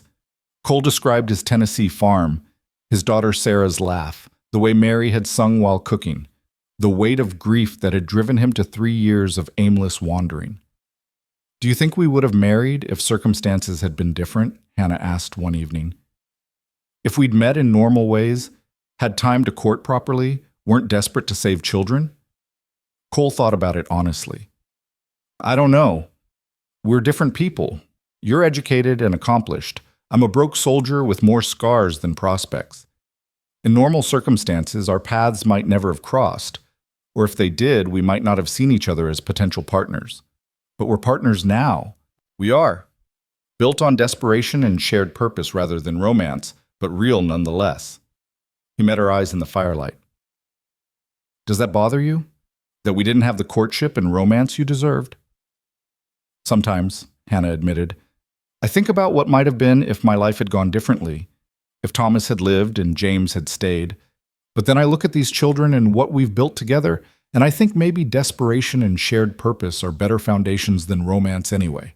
Romance fades. Commitment to something larger than yourself, that endures. You think we'll endure? I think we've already endured more than most marriages face in a lifetime. Everything else is just details. Denver emerged from the plains like a promise made concrete, buildings rising higher than Wyoming's scattered structures, streets busy with commerce and purpose, the smell of coal smoke and possibility thick in the air. It was overwhelming after months in Silver Creek's isolation, but that overwhelming quality felt like opportunity rather than threat. Margaret Ashford met them at her office, her sharp eyes taking in the wagon, the exhausted family, the complete absence of anything beyond basic supplies. You left everything behind. Fire took most of it, Cole explained. Arson from Crow's remaining supporters. We decided leaving was smarter than staying to fight people willing to commit murder. Smart decision, though I'm sorry circumstances forced it. Ashford handed him a folder. I made inquiries. There's a construction company needing experienced workers for a new hotel project. Steady work at decent wages. and a bakery on Larimer Street whose owner is getting old and looking for someone to eventually take over the business. Both positions are available if you want them. The opportunities were more than Cole had dared hope for. Why are you helping us like this? Because competent people who prioritize children's welfare are valuable, and I've learned to recognize and cultivate such people when I find them. Ashford smiled slightly. Also because I'm vindictive enough to enjoy watching you succeed despite Silver Creek's best efforts to destroy you. Consider it my personal revenge on small-minded bigots everywhere. They took both positions. Cole started at the construction site the next day, earning wages that dwarfed what the ranch had paid. Hannah began working at the bakery, her skills and experience making her invaluable to the aging owner who'd been struggling to keep up with demand. Within a month, they'd found a house, small but solid, with enough rooms for the children to have actual privacy. Within 3 months, the bakery owner had offered Hannah a partnership with the understanding she'd eventually take over complete ownership. Within 6 months, Judge Harrison arrived in Denver for his final custody review, examined their circumstances, and finalized the adoption without hesitation. You've exceeded every requirement and expectation, he told them. Those children are thriving in ways I frankly didn't think possible given how damaged they were when I first met them. Congratulations, Mr. and Mrs. Ryder. Your family is now legally permanent. The relief was overwhelming. No more threat of separation, no more provisional status, no more looking over their shoulders waiting for someone to challenge their right to raise these children. They were a family now, recognized by law and earned through countless battles won. That night, they celebrated with a dinner that stretched their modest budget but felt necessary anyway. Cole watched his family gathered around the table, Mara laughing at something Ben said, Noah helping Faye with her arithmetic, Lily showing Hannah her latest drawings, and felt something in his chest that had been frozen since Sarah's death finally thawed completely. This was what he'd been drifting toward without knowing it. Not oblivion, but purpose. Not forgetting his losses, but building something new from their wreckage. Not replacing Sarah and Mary, but honoring their memory by refusing to let grief destroy his capacity to love and protect. Hannah caught his eye across the table, understanding in her expression. They'd built this together, this loud, chaotic, beautiful family that shouldn't exist by any logical measure. 2 broken people and 5 damaged children, forged into something whole through sheer determination and accumulated acts of love. What are you thinking about? She asked later, after the children had gone to bed. About promises, Cole said. About the 3 I made to Mara that first day. Medicine for Faye, food and shelter for all of them, and protection from people who'd split them up or ship them off. I kept all 3. You did more than keep promises. You gave them a future they didn't think was possible. You showed them adults could be trusted, that commitment actually meant something. Hannah's hand found his. You saved them, Cole, in every way that matters. We saved them. You were there every step, fighting just as hard. Then we saved each other. All 7 of us pulling each other back from edges we were too close to falling over. She leaned her head on his shoulder, the gesture familiar now, after months of partnership. I never thanked you properly for asking me to marry you, for seeing that I had love with nowhere to put it, and giving me somewhere to put it, for making me a mother again when I thought that part of my life was finished. I never thanked you for saying yes to a broke soldier with nothing to offer but problems and promises. The problems made it interesting. The promises made it worthwhile. Hannah laughed softly. We've had quite a journey from that desperate proposal in the bakery to here. No regrets? Not a single one. You? Cole thought about everything they'd endured, the courtroom battles, the fire, the constant hostility, the near loss of Faye multiple times, the economic struggle of supporting 5 children on minimal resources. By any rational measure, the past months had been brutal. But he thought about Faye's laugh, loud and infectious, about Mara slowly learning to be 11 instead of ancient, about Ben's growing confidence as his legs strengthened, about Noah standing tall at school in Denver where his intelligence was recognized instead of his race used against him, about Lily speaking her first words since her parents' death, tentative but real, about becoming a father again, not to replace Sarah but to honor her memory by being the parent he wished he'd been able to be for her. No regrets, he said. Not a single one. The years that followed proved the foundation they'd built was solid enough to withstand time's tests. The construction work led to a foreman position, then eventually a partnership in the company. Hannah took over the bakery completely, expanding it into a thriving business that employed several people and became known throughout Denver for quality. The children flourished in ways Silver Creek never would have allowed.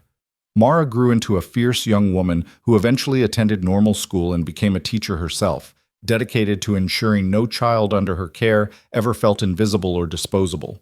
Ben's twisted leg never fully healed, but he learned to work around it, eventually becoming a skilled bookkeeper whose sharp mind for numbers made him invaluable to local businesses. Noah exceeded every expectation, his intelligence and determination carrying him through secondary school and eventually to university, where he studied law with the goal of protecting vulnerable people from systems that treated them as expendable. Lily became an artist whose drawings evolved into paintings that captured both beauty and pain. With unflinching honesty, her silence transformed into powerful visual voice. And Faye, the little girl who'd nearly died from neglect while a town looked away, grew up healthy and strong and unafraid. Her early trauma leaving scars but not destroying her capacity for joy and trust.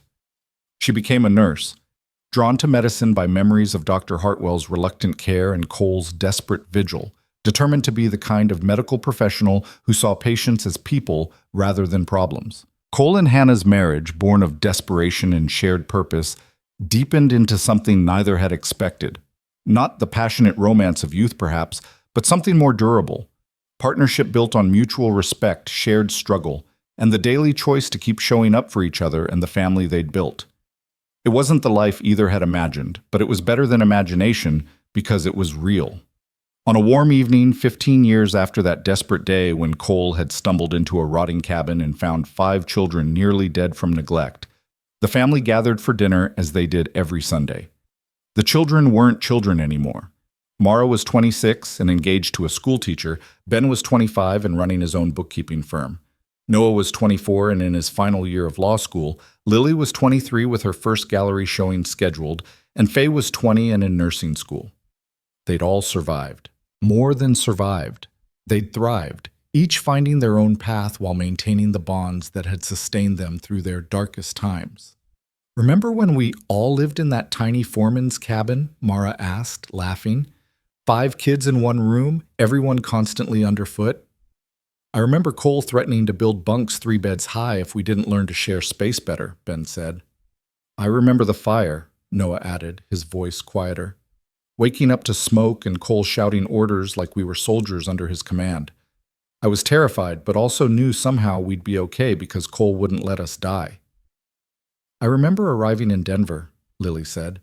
Her voice was still soft, but she spoke freely now, her childhood silence transformed into thoughtful consideration rather than traumatic muteness. "Thinking maybe we'd finally found somewhere we could just be a family without constantly fighting for the right to exist." "And we did," Faye concluded. "Found our place, built our lives, became people our younger selves wouldn't have believed possible." Cole listened to them talk, these 5 souls he'd chosen to save and who'd saved him in return. He thought about that first night in the cabin when he'd made 3 promises that seemed impossible to keep. Medicine for Faye, kept when Dr. Hartwell finally did his job. Food and shelter, kept through work at the ranch, then construction, then partnership and property ownership. Protection from separation and exploitation, kept through courtroom battles and the desperate flight to Denver and 15 years of daily commitment to their welfare. But the promises went both ways, he'd learned, because while he'd kept his promises to them, they'd kept unspoken promises to him. They'd given him a reason to stop drifting, to care again, to believe redemption was possible for broken men who'd lost everything. They taught him that family wasn't about blood or legal documents, but about choosing each other consistently, especially when that choice was difficult. "What are you thinking about, Papa?" Faye asked. She still called him that sometimes, reverting to the name she'd given him when she was 5 and dying. "About promises," Cole said, "about keeping them and what they cost and why they're worth the price anyway." Hannah's hand found his under the table, her touch familiar and grounding. "No regrets?" she asked quietly, echoing that conversation from 15 years ago. Cole looked around the table at faces he knew as well as his own, at the family built from desperation and determination and daily acts of love, at the life they'd constructed from wreckage and refused to let anyone destroy. Not a single one, he said. Not then, not now, not ever. And in that moment, surrounded by the evidence of promises kept and battles won and love proven through accumulated years of showing up, Cole Ryder finally understood what he'd been seeking during those 3 years of aimless drifting. Not oblivion, not forgetting, not even peace exactly. Just this. A table full of people who'd chosen each other when choosing would have been easier to avoid. A family built on commitment rather than accident. A life that mattered because it had been earned through promises kept and courage shown and the simple refusal to abandon people who needed him. The summer evening stretched long and golden through Denver's streets, carrying the sounds of a city alive with possibility. Inside one modest house among thousands, 7 people who'd each known profound loss celebrated the family they'd become, not despite their scars, but because of them. Not by forgetting trauma, but by refusing to let it define their capacity for love and trust and hope. The war had taught Cole that some things, once broken, stayed broken. But these children, this woman, this strange, beautiful family, had taught him something better. That healing was possible if you were willing to endure the pain of it. That redemption wasn't given but earned through daily choice and accumulated acts of courage.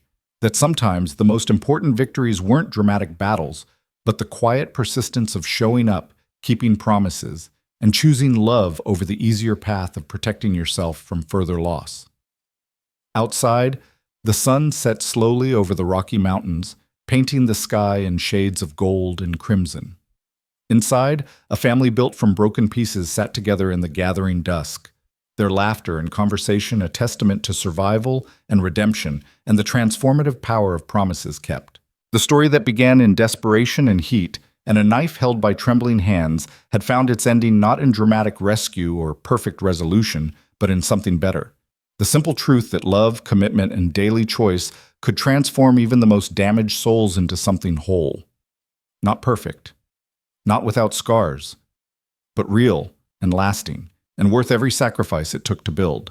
And in the end, that was enough. More than enough. It was everything.